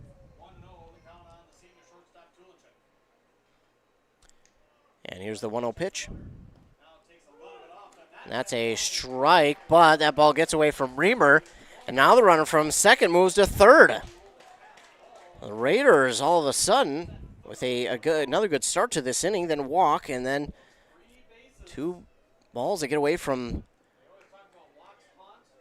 Reamer has led to Knapp reaching third, and Tulenchik, he has a 1-1 count. Base hit, scores yet another run. That one is swung on and out into right field. That one is going to reach foul, but Dangers is there for the catch, and now the runner from third will come home. I wasn't sure if Dangers was even going to attempt to try and get that one, but he did, and then that runner from third will score, so Tulenchik, sac fly RBI for out number 2, and that brings to the plate Ryder Compton, again, a guy who is very dangerous on the base paths. It is 2 down, but it's now a Tiger 5-3 lead.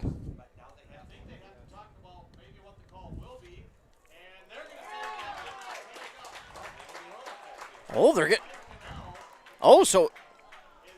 Oh, wait a minute. The run will not count as they came together to talk about it. They say that Knapp did not tag. Whoa. So he is going to be the third out because they come together to discuss that and say he did not tag up from third. Wow. So that will move us to the bottom of the fourth inning now as a weird, interesting call. It looked like it was going to be a sac fly for Tulenchek, but it's not. They're going to say that Knapp did not tag from third as he will be the third out. So we'll move down to the bottom of the fourth. It turns out it will not be a run for the Tigers, and the Raiders will still only be down by 1, 4-3 in the bottom of the fourth. Wow.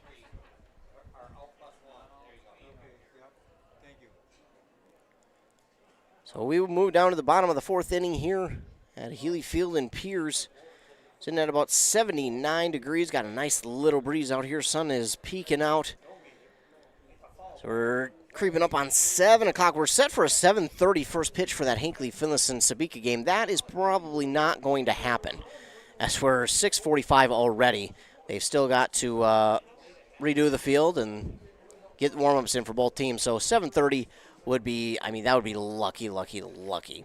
Even if the game ended now, it'd still be, extremely lucky to get started at 7:30. So I'd say we're looking at more of an 8:30 start for that one.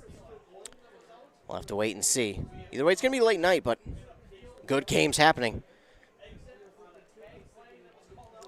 So bottom of the fourth inning, we'll see Josiah Mueller lead off for the Mille Raiders. As again, Justice Spengler in the last inning was caught trying to steal home. So Josiah Mueller ready.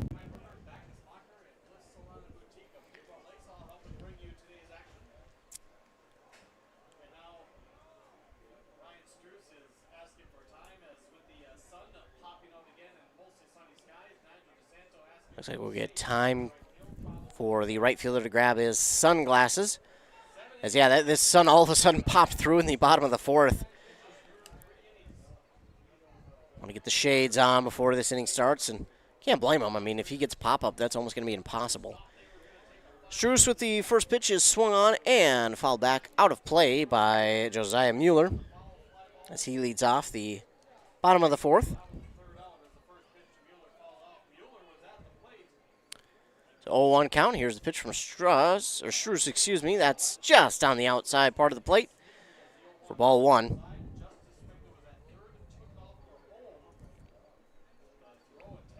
1-1 now for Mueller. He swings and misses on that one.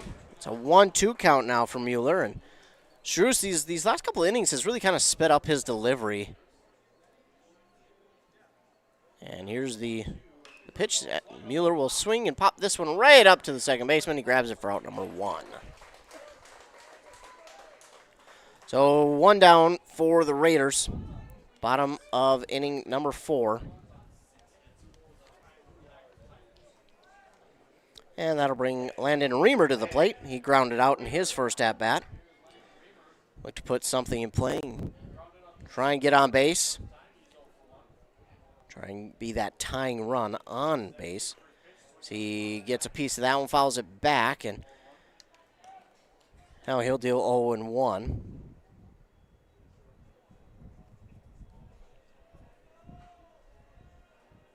Struess with the 0-1 pitch.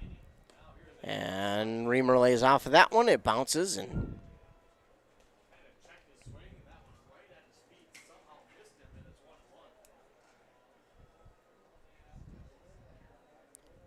1-1 now for Reamer. Struess with the pitch. Outside. Ball 2. 2-1 now for Reamer.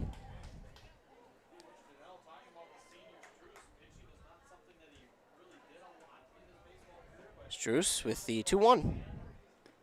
That one's in there on the outside part of the plate for strike number 2. It's a even 2-2 count for Landon Reamer as the leadoff batter Mille popped out to the second baseman. Here's the pitch. Reamer swings through that one, and it's a strikeout for out number 2. So Cole Dangers now comes to plate. He also grounded out in his first at-bat. They're just trying to get someone on base here. As that tying run, of course, he is the tying run, Cole Dangers, but they want to put him on the base paths. Struess has been doing pretty good work there on the mound, and this one has popped up, and that will probably do it here for the 4th inning. No! That one pops out of his glove. The aggressiveness there from the catcher to try and grab that one. He was under it, but just couldn't squeeze it in his glove for the final out, and luckily for the Raiders, they'll get another crack at it here as Cole Dangers has an 0-1 count.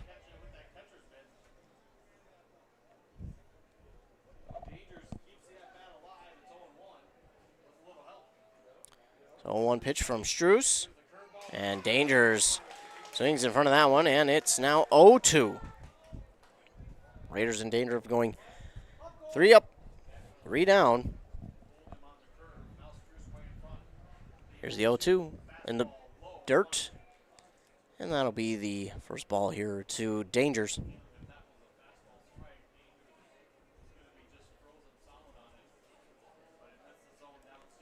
So 1-2 count for Dangers. Here's the pitch from Struess. That's outside and high for ball 2. It's an even count. Now for Dangers, 2-2 with 2 down and nobody on base. Struess with the 2-2 delivery. That one is swung on, foul back into the netting. And we'll get set to do it again with a 2-2 count here for Cole Dangers, the right fielder today for the Raiders. Here's the pitch. And that one is grounded right back to the pitcher. He underhands it to first base in time for out number 3. 1-2-3 go the Raiders. And we'll now move to the top of inning number 5.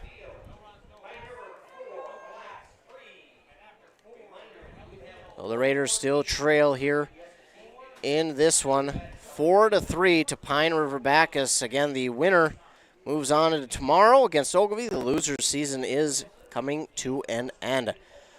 We'll take a commercial break here. Word from some of our fine sponsors. You're listening to Playoff Baseball here on WCMP. When you need an AC or furnace tune-up, Dale's Heating and Appliance is always clutch. Need financing on a new AC or furnace system? Dale's Heating and Appliance in Pine City is your closer. Dale'sHeatingandAppliance.com. Avoid costly repairs on your AC or heating system by getting a tune-up from Dale's Heating and Appliance. Dale's is your hometown cooling and heating expert, servicing Pine City and surrounding areas. Visit Dale'sHeatingandAppliance.com today. Dale'sHeatingandAppliance.com. Since 1967, Schmidt Construction, general contractor in Hinckley, has been where to go for all your building projects. Let Gerald Schmidt help you with designing, remodeling, or any new construction. Schmidt Construction specializes in residential home building, agricultural, industrial, and commercial buildings, with expert advice on all of your building projects and ideas. When you hire a contractor to take care of your building needs, you can't do better than Schmidt Construction, general contractor in Hinckley. 320-384-7901. 106.5 FM, AM 1350. Top of the 5th inning here at Piers and this elimination bracket game between the Raiders and the Pine River-Backus Tigers. That first game saw Ogilvie beat Bertha Hewitt-Verndale 7-1 to advance to tomorrow's game at 4:30 back here in Piers. And the top of the 5th is going to be leading off with Ryder Compton. He's first pitch swing in, fouls it off down the left field line. Ryder Compton, again, a danger on the base paths, and he was looking for more as that one went foul.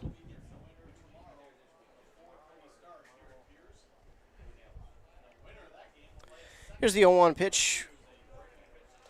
That one's going to be outside for ball 1. from Sam Habeisen. He came in last inning, did a good job, held the Tigers off the board. In fact, they went 1-2-3. Now this one's fouled back into the netting, and again, it will be a 1-2 count now for Ryder Compton.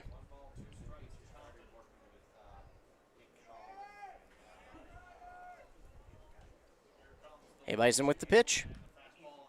Ooh, and that one gets away from Reamer. It gets the umpire in the hand. He's going to walk it off and shake it off. Ooh, you'd hear that one up here. That one smarts.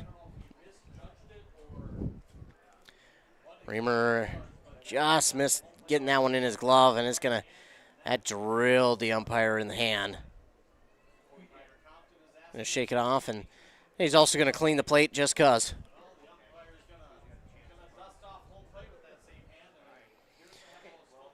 So he'll be back behind the plate. Seems to be okay.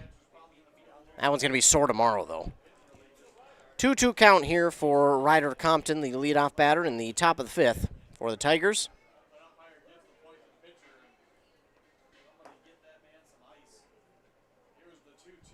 That one is swung on and popped out towards the third baseman. He backs up to the outfield grass, grabs it for out number one.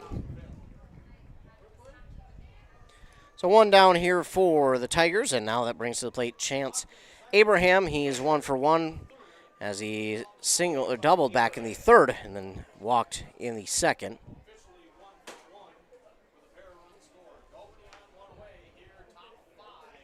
Sam Habeisen gets set. Here's the windup and the pitch. Low one in the dirt for Chance Abraham.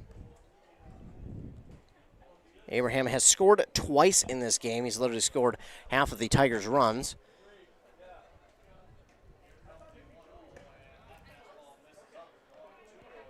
First pitch to him is ball, and then this one is high for ball 2. 2-0 count. Habeisen readies. Here's the windup and the pitch. Oh, that one's just inside for ball 3. A 3-0 count now to Chance Abraham.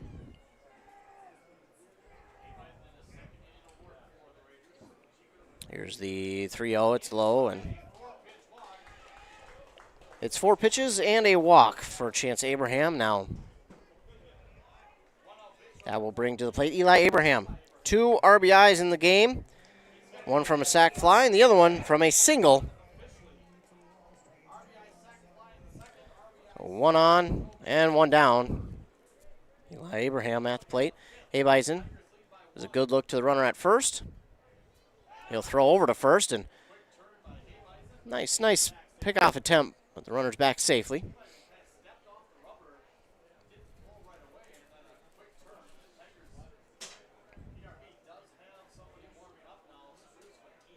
Habeisen, after that pickoff attempt, will look for the first pitch to Eli Abraham, and it's low for ball 1. So a 1-0 count now for Eli Abraham, and he's got a runner on first in Chance Abraham.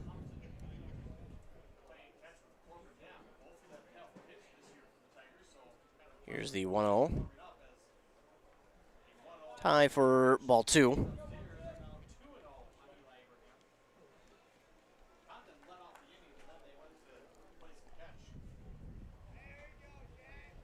Here's the 2-0 pitch. And that one's going to be fouled off, out of play. Right by the PRB dugout.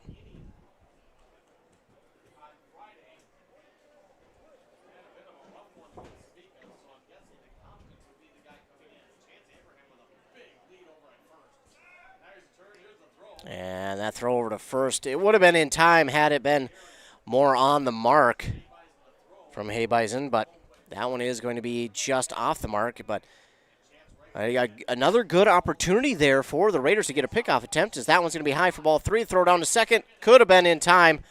That ball is going to get by the glove of that Raider and reach the outfield, but center fielder comes up to help his teammates out and keep that runner at second. So runner at second and 1 down now for PRB, as Sam Habeisen dealing with a 3-1 count on Eli Abraham.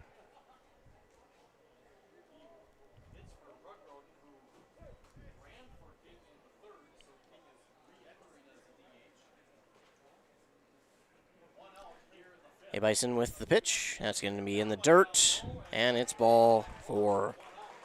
Back-to-back walks here for Hey Bison, and that brings to the plate Connor King.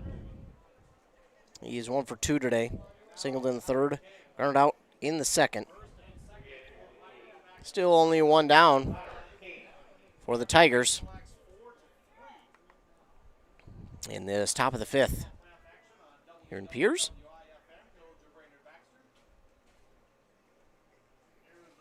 First pitch to King, just outside. Ball 1.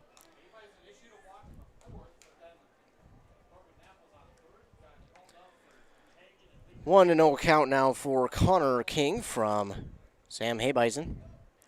Haybison with the 1-0. That one swung on and missed. And looks like now Landon Reamer got by the ball. He stands up and shakes it off a little bit, walks around, and he's back. He's ready.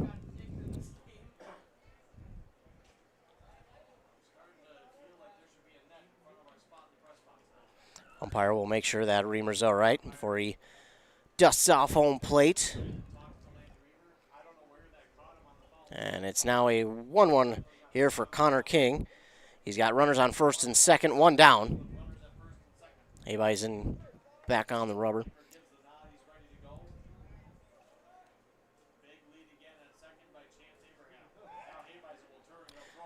The throw to second is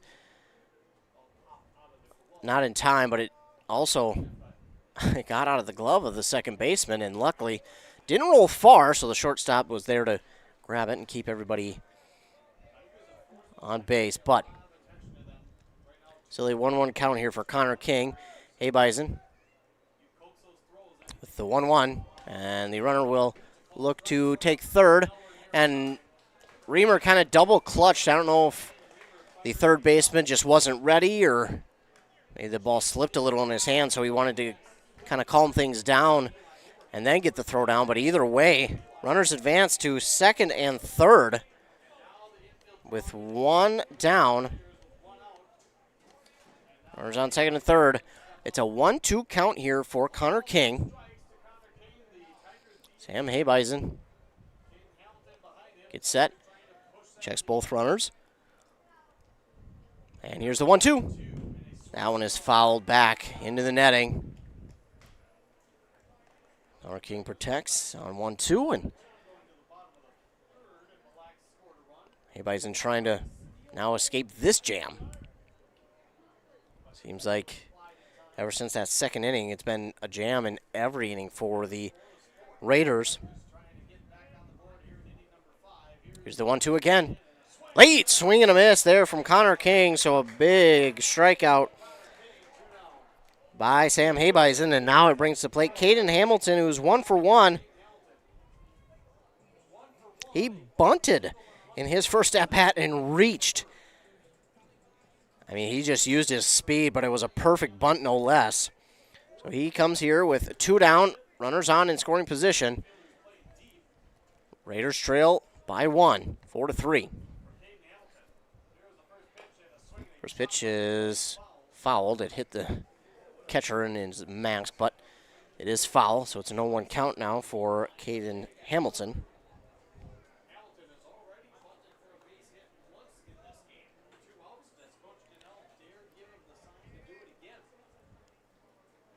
Here we go.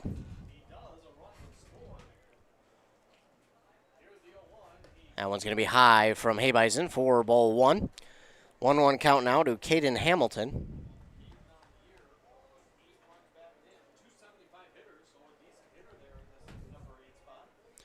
Haybison readies.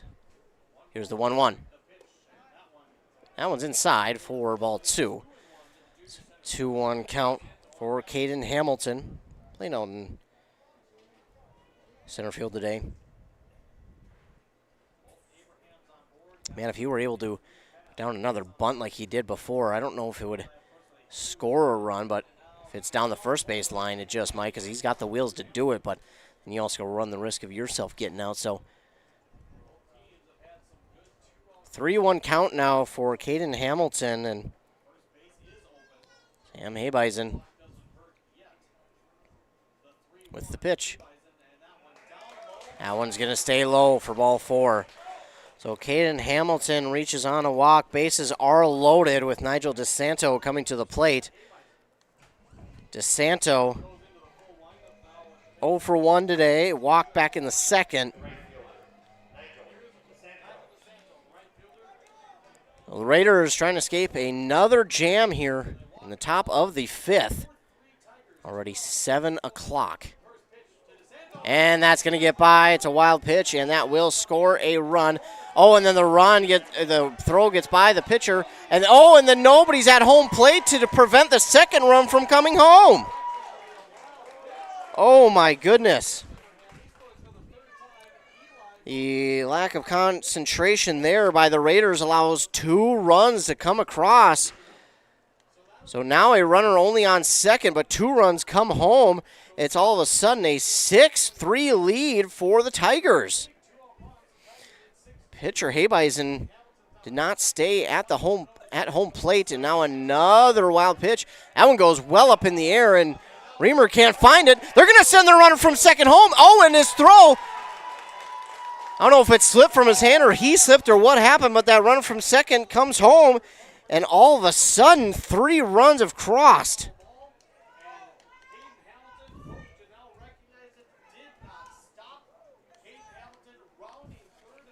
Wow.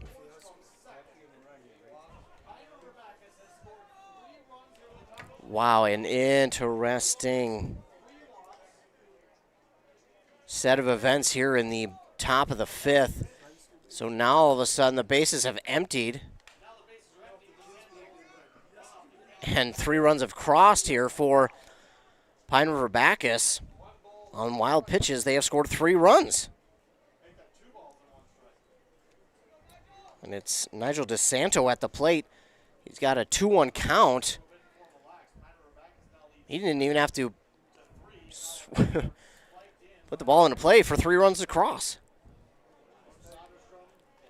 Pitch is low in the dirt, and now it's a 3-1 count here for Nigel DeSanto. And man, what a tough inning here for the Raiders. That one's in the dirt as well.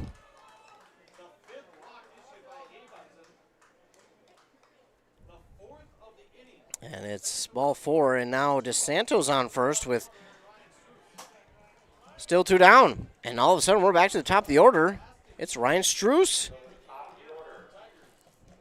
So a big, big jam for the Raiders.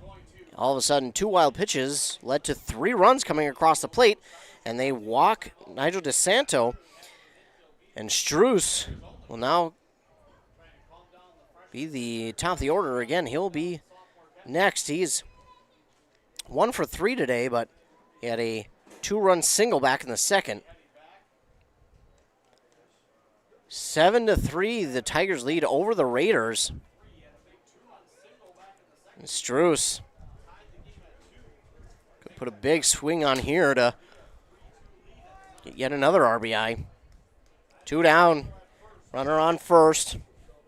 For the Tigers, Raiders trying to escape this inning. That one is lobbed to down the third base line, and it will drop for a foul.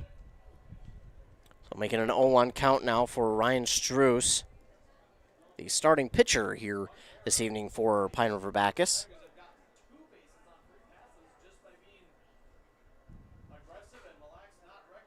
Habeisen gets set. Here's the 0-1. Low in the dirt, and it gets away, and now the runner from first will try to go down to second. Throw down not in time, and he's safe. Aggressive base running here by PRB has just been paying off all game long. Mille has tried that, but they got caught stealing home. That would have tied the game, and that probably makes this game look a lot different right now, but it was caught stealing home, and 2 wild pitches lead to 3 runs coming across for PRB here in this inning. Swing and a miss there by Struess, and maybe a little bit of confidence back on that pitch for Habeisen. He's got Struess down 1-2, 2 down, runner on second. Can Habeisen get his team out of this inning with this one? Here's the 1-2 pitch. That one is swung on, popped towards third. And third baseman does a nice job to grab it for out number 3, but the damage has been done. They get 3 more runs across here in the top of the 5th, and they lead 7-3 now as we move on to the bottom of this 5th inning.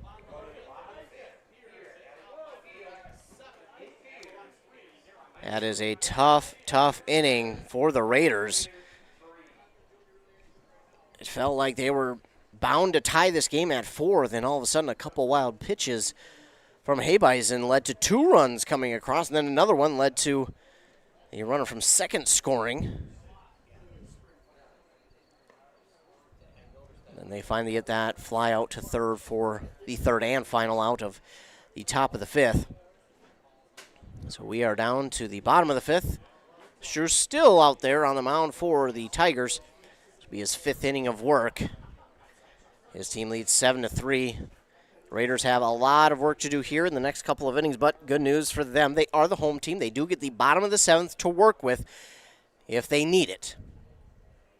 And you've got this and the 6th inning to work with to try and get 4 runs, maybe 5 back. And again, if they need the bottom of the 7th, they do have it.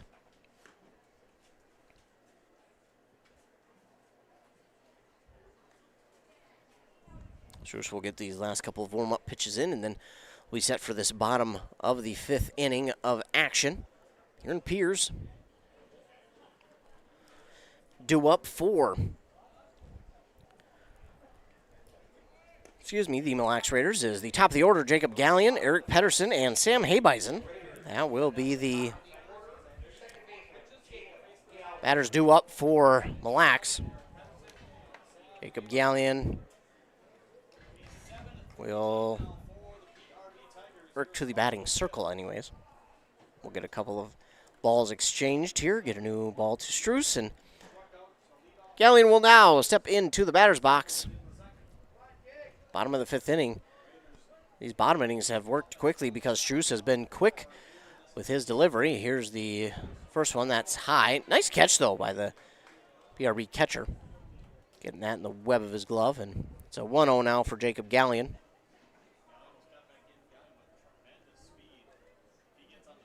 That one's inside to Gallion for ball 2. So 2-0 count for Jacob Gallion, and Raiders will take any way they can to get on base here. Here's the 2-0. It's outside for ball 3. So 3-0 here for Jacob Gallion.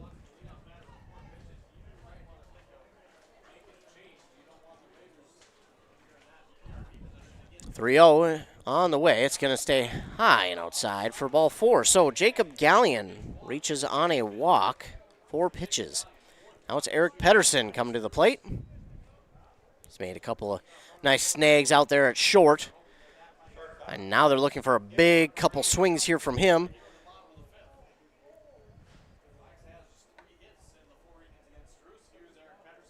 Runner on first, nobody down for Mille. And, the runner at first is going to be picked off at second.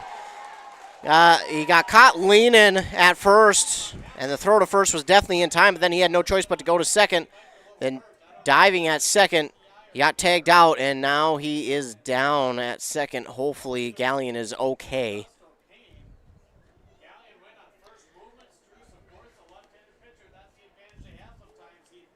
So he will be the first out. He's up, not sure if maybe some dirt in his eye for what happened, but he is out number 1. So he got picked off there at first, and he was easily thrown out at second.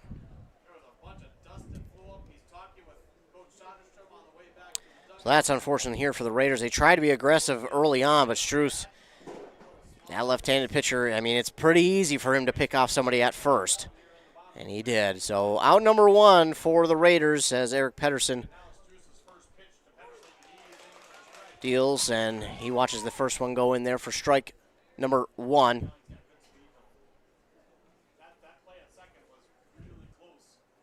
That one's high. Ball 1 to Pedersen. So 1-1 count now for Pedersen and 1 down.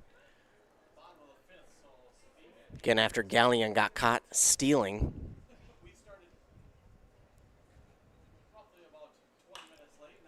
And this one swung on and popped up to the third baseman. He's under it, grabs it for out number 2. 2 down, and now Sam Habeisen, the pitcher, to the plate. And this is not what you're looking for if you're Mille Lacs. Need some runners on, need to get Struess his count up even more, and maybe even get a new pitcher in and work on him. Either way, 2 down, nobody on for Habeisen as he watches that one go in there for strike 1.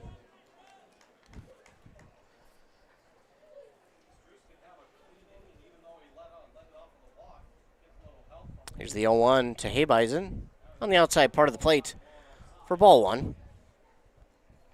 Again, after this game, it's not going to be a 7:30 start like we saw on the schedule. It's going to be much, much later as we're only into the bottom of the 5th. But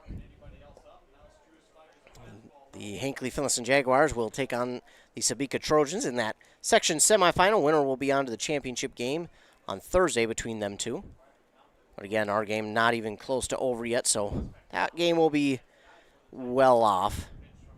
And now the next 3 pitches here to Habeisen are balls, so it's a 3-1 count now for Sam Habeisen. Struess with the 3-1. That one crosses the plate to make it a full count for Sam Habeisen.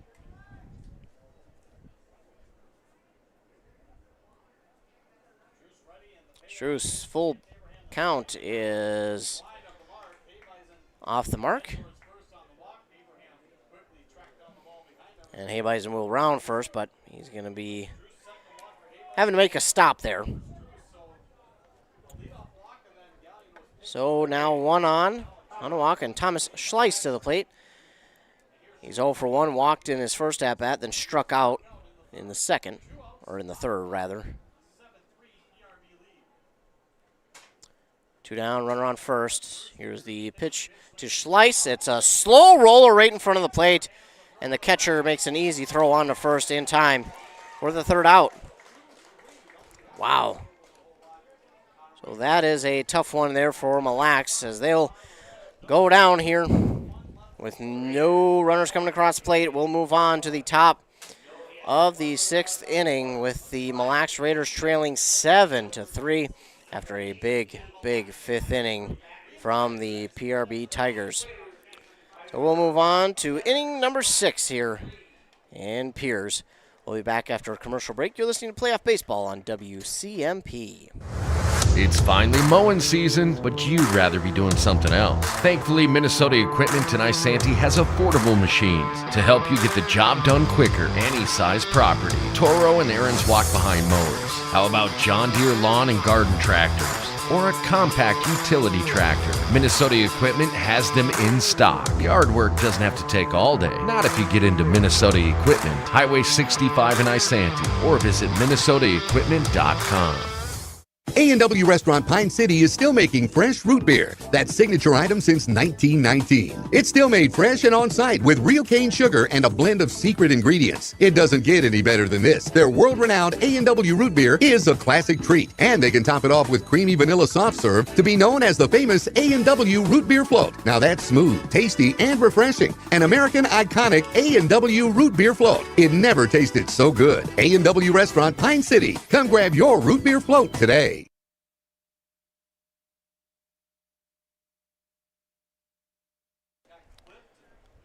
Top of the 6th inning here.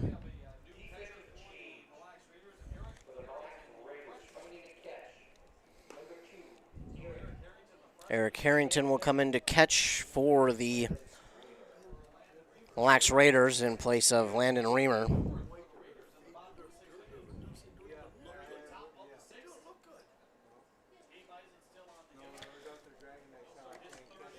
So a little bit of change behind the plate just because, again, Landon Reamer, he went to slide. Oh, no, that wasn't him. It was Gallion. So interesting to see the change here. It's a 7-3 Tiger lead, top of the 6th, and leading it off is Corbin Knapp. Hebison still in on the mound. That one is going to be in the dirt for ball 1.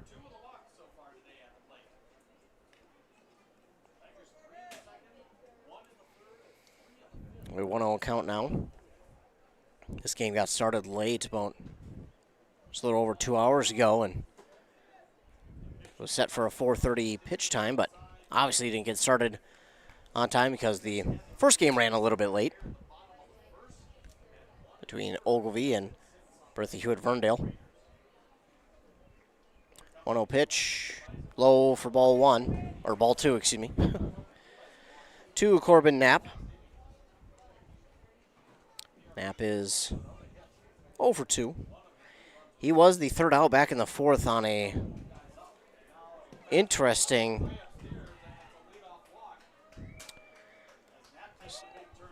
thing of events where the catch was made in foul territory for out number 2, and then they say he did not tag from third, so he was third out, and it looks like we're going to get a pitching change. So Coach Soderstrom from Mille Lacs is going to make the change. Sam Hebison will move, and it looks like it will be Eric Pedersen who will be coming in.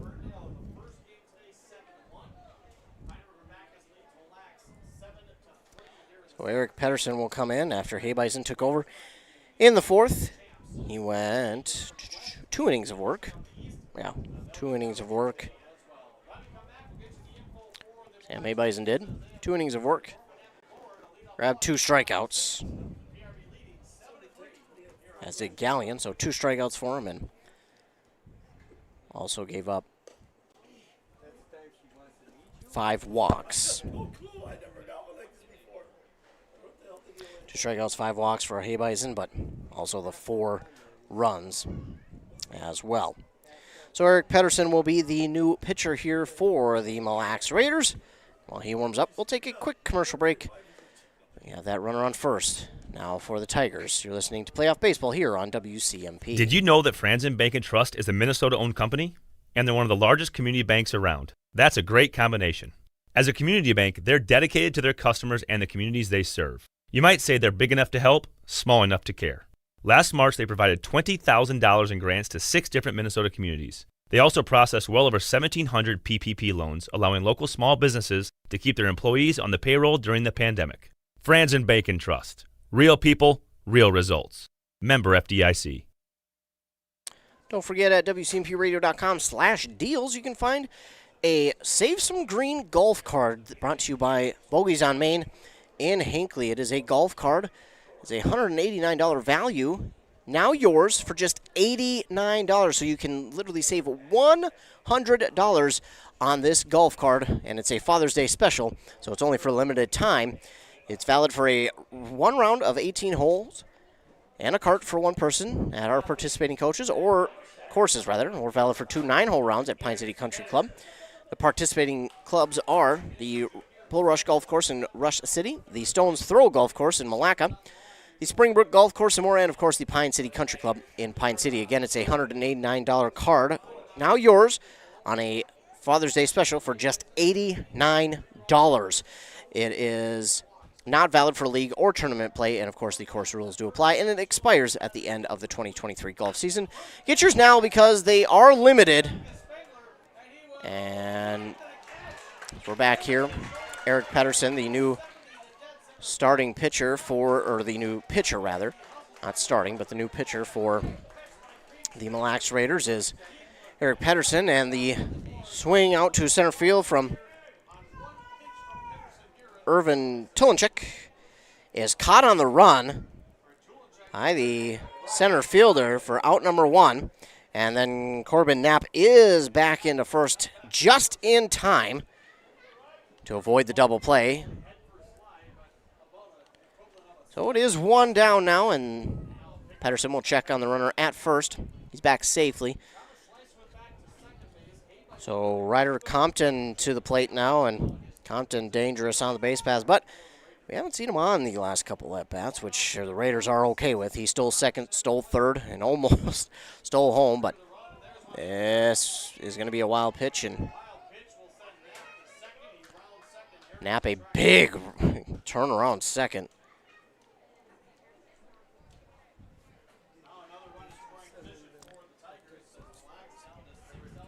So wild pitch there will push the runner from first to second. Still one down, and Ryder Compton at the plate deals with a 1-0 count. Pedersen with the 1-0. Swing and a miss there from Compton.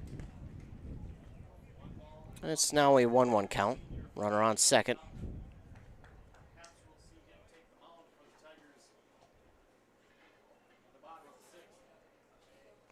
It's the 1-1 in there for strike two.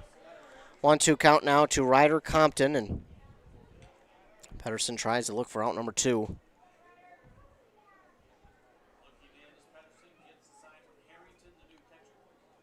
Here's the 1-2, and Compton got a piece of that one, fouls it out of play.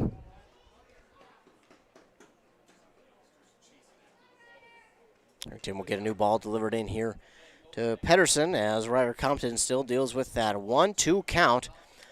One down and a runner on second. Top of the sixth inning here in Piers in this elimination game. Remember, winner goes on to play Ogilvie tomorrow at 4:30. And Compton will follow this one off down the left, yes, it is left. Third base line, whichever you'd like to call it.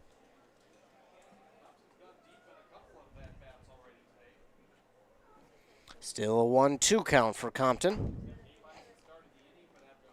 Line down to the shortstop back in the third with it, which was an awesome play. That one is swung on and pop out to the second baseman for out number two, and that brings to plate Chance Abraham, who has been on base every single time. He's scored every single time as well. He is 1 for 1. Reached on base, balls twice. But again, he has scored every time that he has been to the plate and reached. So if you're the Raiders here, one thing you want to avoid is him getting on base at all. First pitch to him is in there for a strike, though, so good start for Pedersen. Here's the 0-1. It's going to be called ball and bounce out of the glove of Harrington, but in front of him, so the runner at second will stay.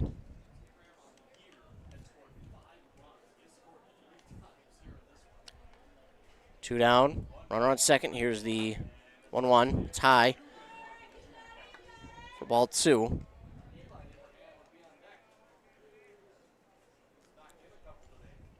Two-one count now for Chance Abraham. And here's the 2-1. That one stays upstairs. Last couple have looked good, but they've just been high, and it's a 3-1 count now for Chance Abraham. That one's going to get into the outfield. A nice hit there by Abraham. Oh, no, it gets by the right fielder. That's going to leisurely score the run from second.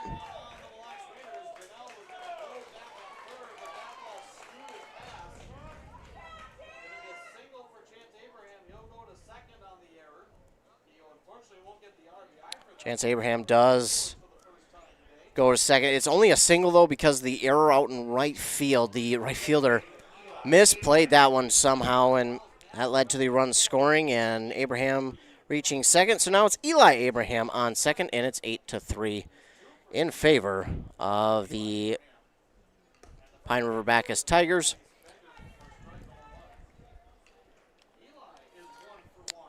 Eli Abraham in there. His first pitch is in there for a strike. He swings on this one. And that ball going to get away from Harrington. Can't find it. By the time he does, Chance Abraham reaches third.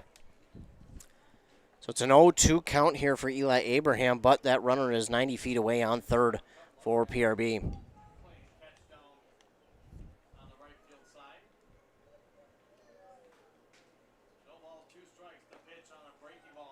That one just off the plate. 4-1, 1-2 count for Eli Abraham. Pedersen gets set. Here's the pitch. That one's high and stays high. Leaving the count at 2-2. 2 down. Runner on third. We get a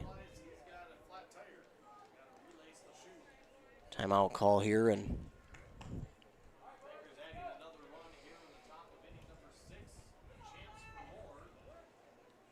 Pedersen, gets the go ahead from the ump, and the pitch goes high. Another wild pitch that's going to score a run. The throw not going to be in time. Whew. So now it's 9-3, and a plethora of runs have come off of wild pitches here this evening for the Raiders.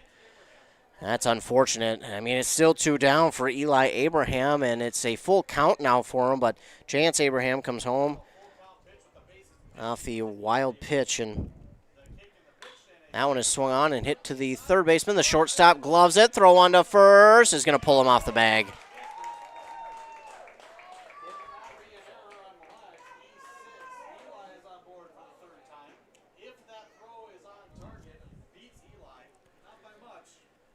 So another runner on here for the Tigers. And now coming to the plate, Connor King. 1 for 3.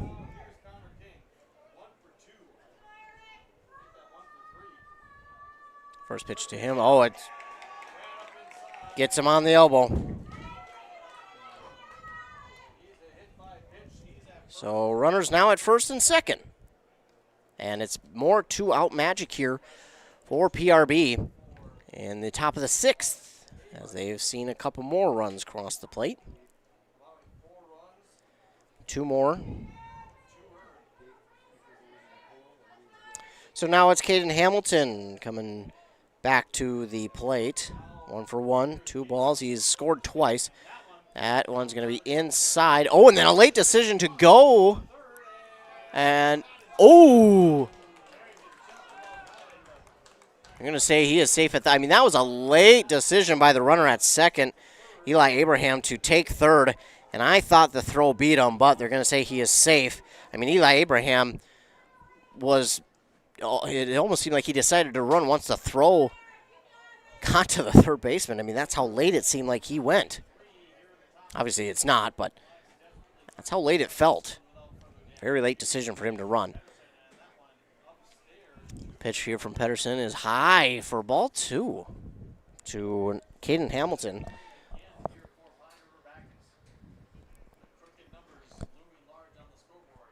This one is swung on and hit right up the middle to the shortstop. Oh, and he can't grab it cleanly.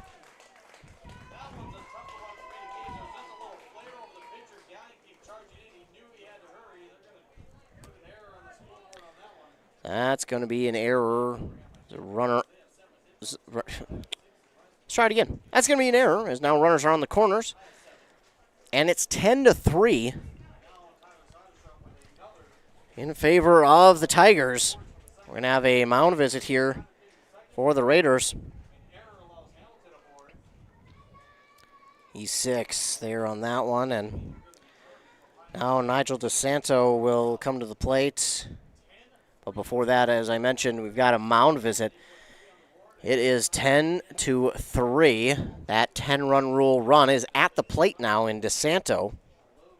So if he were to find a way to reach home plate, and then they hold Mille to nothing here in the bottom of this inning, that would be it. But there are still 2 outs for the Tigers. But again, more 2-out magic here for them. Hitting is over, and runners are on the corners for PRB. 2 down, and it's Nigel DeSanto. And throw back over to Caden Hamilton. He just gets back in. I think he slid or either he tripped up going back to first, but he does touch the base, and he's back safely. And that one is ball one for DeSanto. And Pedersen, pitcher now for Mille.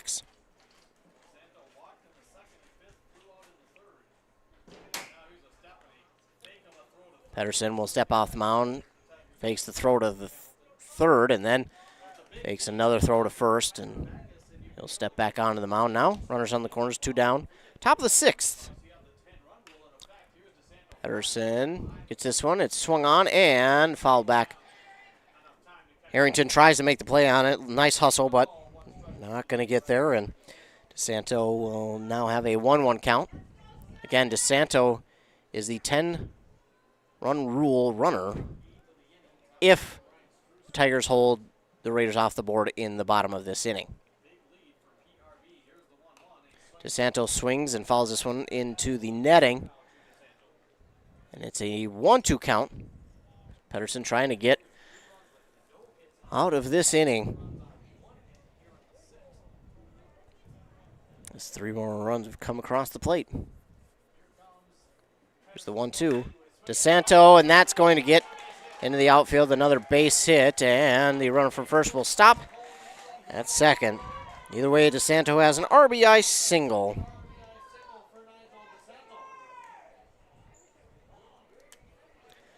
An RBI single will still keep 2 runners on base with 2 down, and it's an 11-3 lead for the Tigers.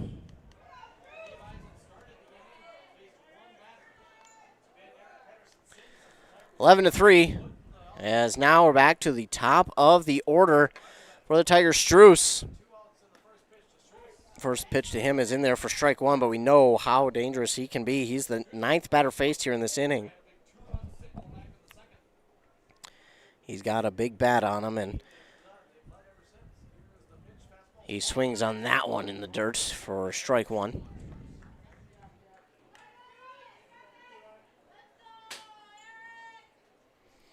Ryan Struess trying to bat these runs in. That one swung on. It's in the dirt. The throw down to first. You're not going to be in time. Wow. It is a strikeout, but then the ball was dropped, and Struess reaches first safely. So he got the bases loaded with 2 down, and now Corbin Knapp to the plate. 0-2. Looks like a courtesy runner in for Struess. Grady Mongan on first. Again, bases loaded.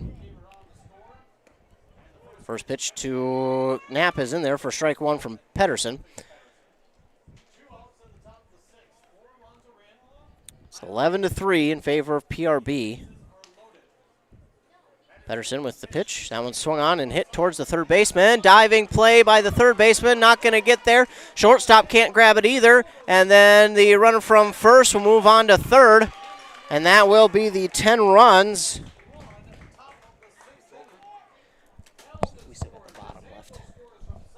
So 10 runs now 10-run lead by the Tigers, and if they can hold the Raiders to no runs in the bottom of this inning, it's over. An RBI, a 2-run single there by Knapp.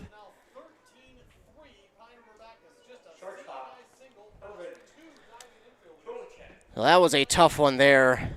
Knapp hit that one down the third base line. The third baseman couldn't grab it. The shortstop couldn't grab it. And that would send home 2 runs for the Tigers.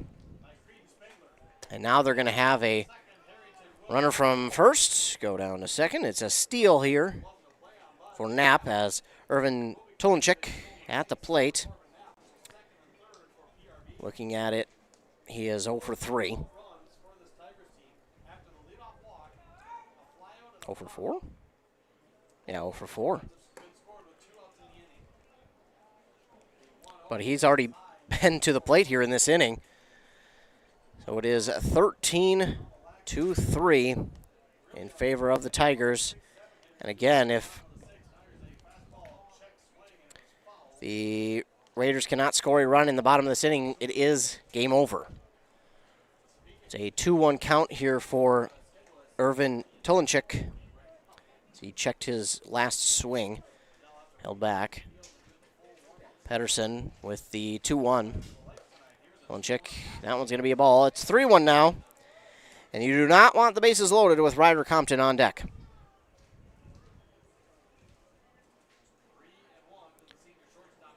Pedersen with the pitch. That one is low, but nice job by Harrington to keep that in front of him. And bases will be loaded with 2 down. It has been 2-out magic here for the Tigers. And all of a sudden, Compton comes to the plate. Compton, he's 1 for 4 today, but him on base is extremely dangerous. Base is loaded. Here's the pitch to Compton. It's in there for strike 1.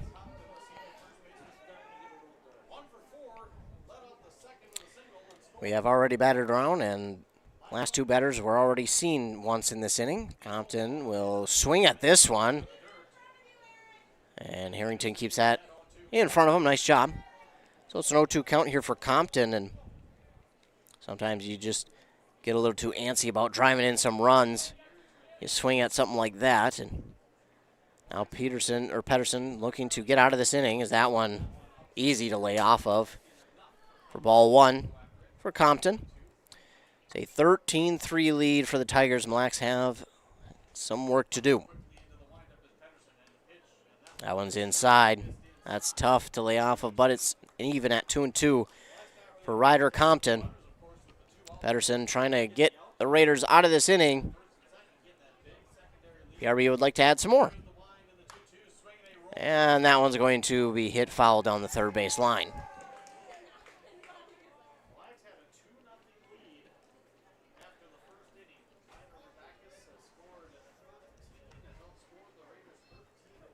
Two count again for Ryder Compton. Here's the pitch. Outside. Full count pitch now for Pedersen, and walk. Gets home another run. Again, you don't want to lay something over the zone for him to get on.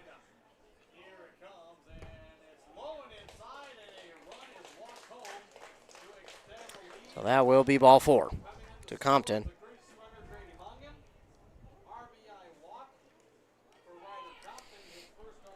It's 14-4 after that walk. Brings home a run. Or 14-3. I think I said 14-4. It's 14-3. Still the top of the 6th with 2 down. Chance Abraham to the plate. That is going to get away from the catcher. And, oh, my goodness, all these base runners were about 3/4 of the way home and to the next base before they decided, now let's run back.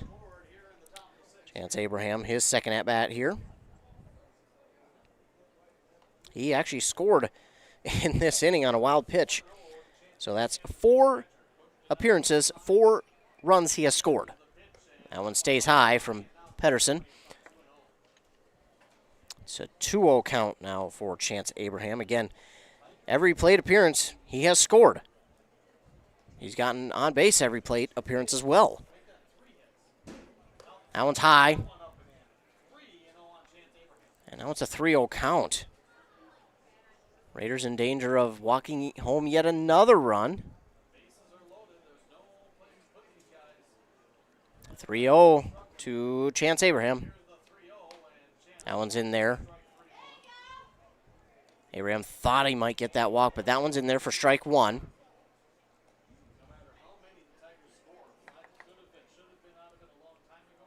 Here's the 3-1. That's going to be high, and that will walk home yet another run, making it 15-3, still with 2 down.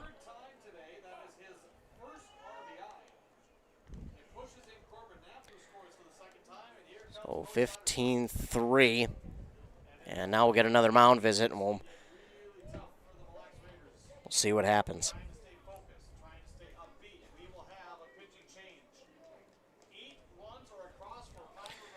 So Eli Abraham will be the next batter for Pine River-Backus. Maybe. Looks like we might get a change there.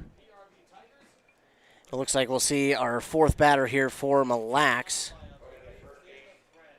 Looks like it will be number 6, and that would be Josiah Mueller coming to the plate.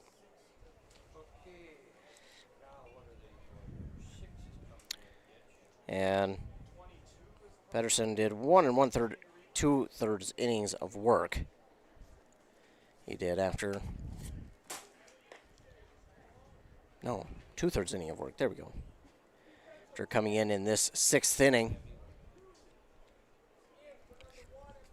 But he has allowed 8 runs to come across.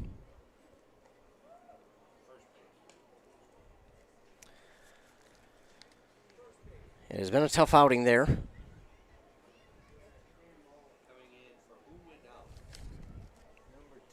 Five walks for Pedersen. So Josiah Mueller will come in to try and finish off this top of the 6th. The bases loaded, still 2 down. It's 15-3. The Pine River-Backus Tigers over the Mille Raiders. We'll take a quick commercial break. We'll be right back. You're listening to Playoff Baseball on WCMP. This high school sports season, Wellia Health wants to remind you that they want to help your athletes stay in the game. Sports medicine services are available at every Wellia Health campus. Whether it's the young athlete, the weekend warrior, or the accomplished athlete, injuries can happen.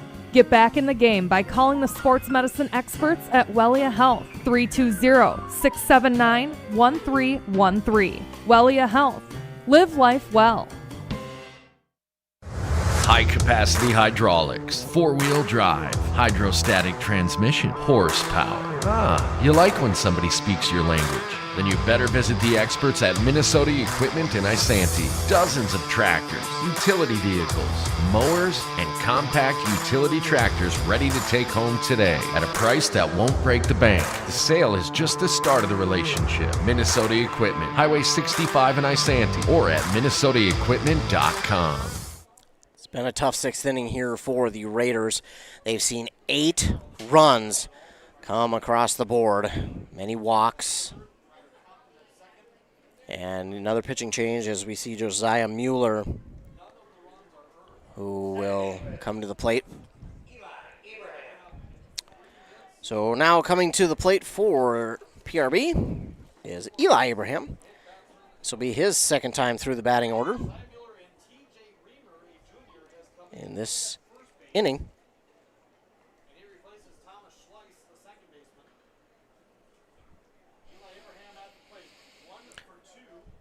So Mueller with his first pitch to Eli Abraham, but that one will drift foul down the left field line. Man, Abraham saw that one all the way and gave it a ride down the 3rd base line, but it drifts foul, so it's going to be an 0-1 count.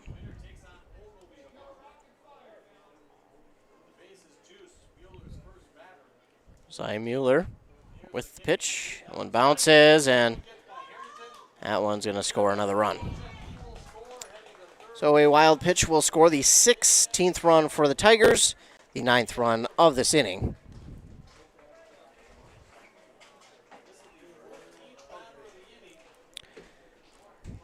So Eli Abraham has a 1-1 count. We still have 2 outs. It has been 2 out runs here for the Tigers.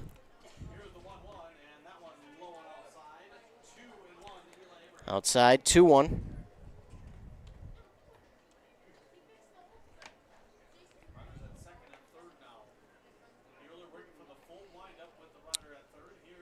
And that one's going to be in there for strike 2 to Eli Abraham.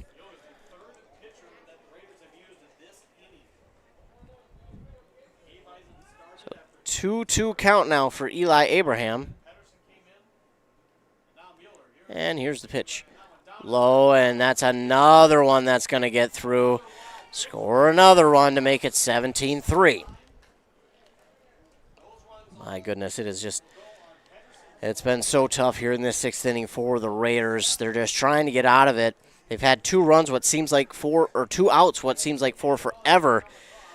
But just a lot of walks and some errors here. As Eli Abraham now has a full count, and he fouls this one off down the third base line. Just missing some cars. Might have gotten a bumper, in fact. So Eli Abraham with a full count fouled that last one off, and here's the pitch. And that one, I don't think Eli Abraham realizes it's been a foul. So he has to come back all the way between first and second to the plate. He thought that was fair, but again, he got between first and second, then finally realized it was foul. Josiah Miller trying to get out of this inning. 3-2 count. Here's the pitch. In there, and they will get Eli Abraham looking for out number 3. So after 10 runs come across in the top of the 6th, we will move down to the bottom of the 6th inning. The Raiders, they need 4 or 5 runs to keep this game going into the 7th. So the Raiders need 5 runs. Keep this game going. Otherwise, if they do not score 5, this game is over. Obviously, that 7:30 first pitch for the next game is well out the window. We're at 7:50, and this game has yet to finish. So I'm assuming 8:30 would be a good lucky mark. That next game going to be late. So the winner of this one moves on to Ogilvie tomorrow at 4:30. And right now looking like Pine River-Backus could be that team. But again, Raiders need 5 here in this inning, and then they'll need a bunch. If they can get that 5, then they'll need a bunch in the 7th. Struess trying to finish this one out here in the bottom of the 6th for PRB.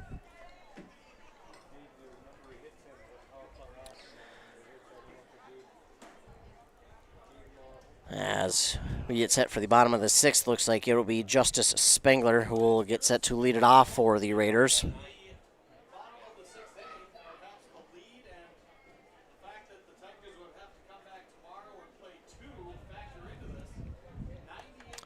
So here we go. Justice Spengler, the left-handed batter, will lead off for the Raiders in the bottom of the 6th. They need 5 to keep it going. Spengler, first pitch swing, fouls it off.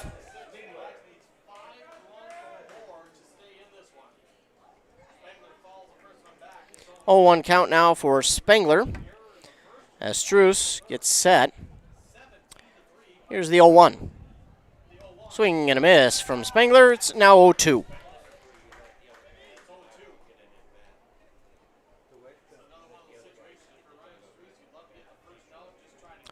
Here's the 0-2. Swing and a miss. And Justice Spengler will go down swinging as out number 1.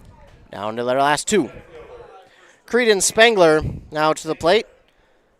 He's 1 for 2 today. Had a 2-run single back in the first. He also had an RBI in the third. He swings at the first pitch. It's popped up towards the third baseman. Third baseman grabs it for out number 2. So down to their final out are the Raiders. Josiah Mueller comes to the plate. And this... No, in fact, we'll have a pinch hitter instead. It will be number 25, Carter Addix.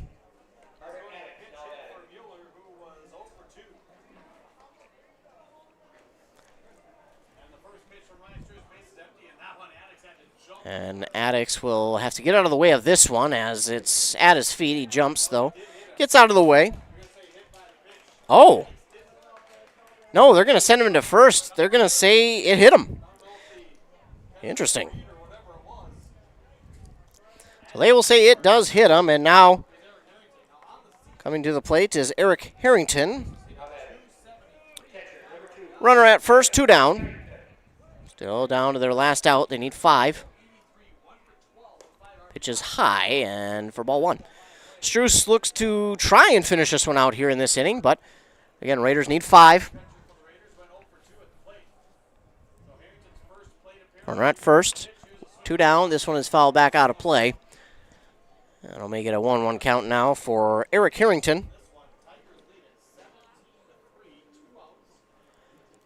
Bottom of the 6th, if the Raiders don't get 5, the game is over. Struess takes something off of that one, and going to be low for ball 2, so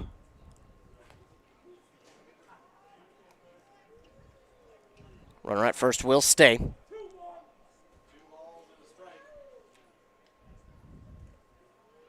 Carter Addicks at first after being hit by the pitch. Eric Harrington and Struess tried to pick off Addicks at first, but he was back safely, so he'll be back. Still a 2-1 count here for Eric Harrington.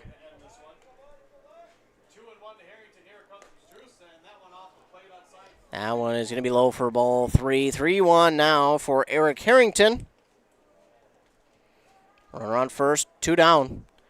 Struess with the 3-1 pitch. That one's well off the plates, and Harrington will walk.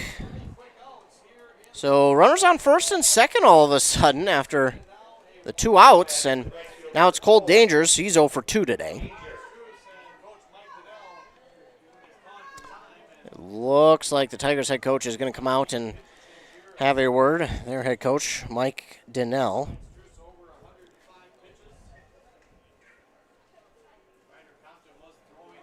Struess might be it for him. We'll wait and see. Again, you got runners on first and second, 2 down. BRB leading 17-3 over the Raiders. And they will keep Struess there. So Struess will try and finish this one out. Got 2 down, runners on first and second, and Cole Dangers at the plate.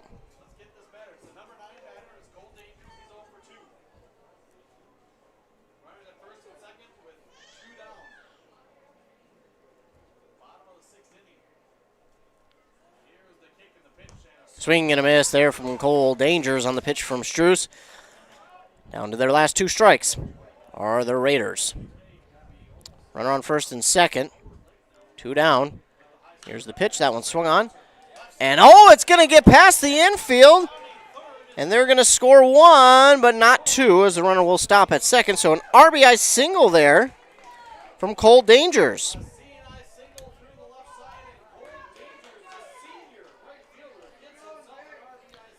So Cole Dangers is going to get 1 back here on the RBI single.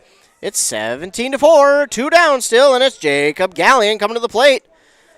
He is 1 for 2.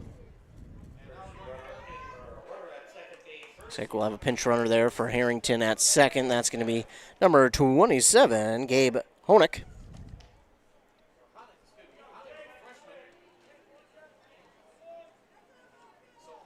So Jacob Gallion at the plate. 2 down, runners on first and second. It's an 0-1 count for Gallion. Or, no, now that one is. It's a 1-0 count now.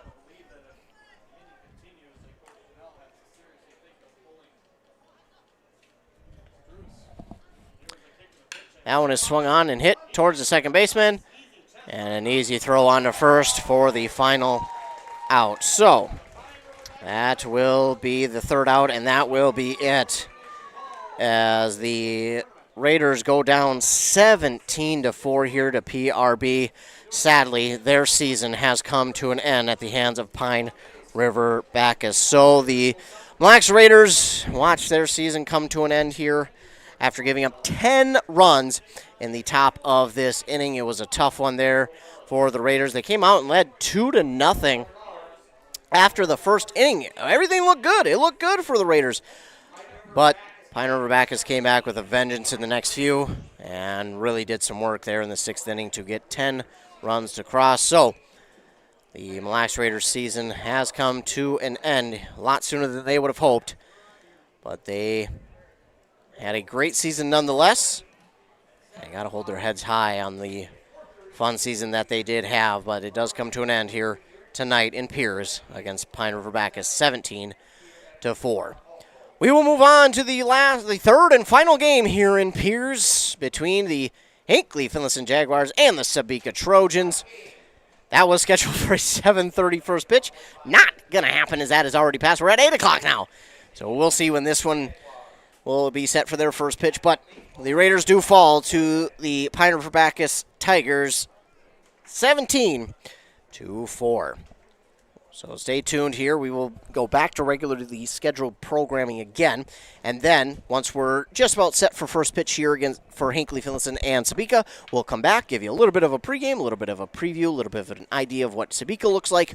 And then we should be set for first pitch here in the semifinal of Section 5A. The winner of Hinckley-Finlayson and Sebeka moves on to the championship game. But for now, we will move back to regularly scheduled programming here on 106.5 FM AM 13 Country, Anthem Country. And then when we come back, we will be set for first pitch between Hinckley-Finlayson and Sebeka. I'm Ethan Game Day Gilman. Thanks so much for tuning in. Sadly, the Raiders fall to PRB 17-4 in 6 innings. So the Raiders fall. The season comes to an end here against PRB, and we wish nothing but the best of luck to those seniors on whatever their next adventure is, whether it's military, work field, or college. We wish them nothing but the best of luck. Again, the final here, PRB 17, Mille Lacs 4. For WCMP, I'm Ethan Game Day Gilman. Stay tuned. We'll go back to regularly scheduled programming here for a short while, and then we'll be back for first pitch between Hinckley-Finlayson and Sebeka. For WCMP, I'm Ethan Game Day Gilman. Thanks so much for tuning in. Stay tuned. We'll have first pitch coming up shortly.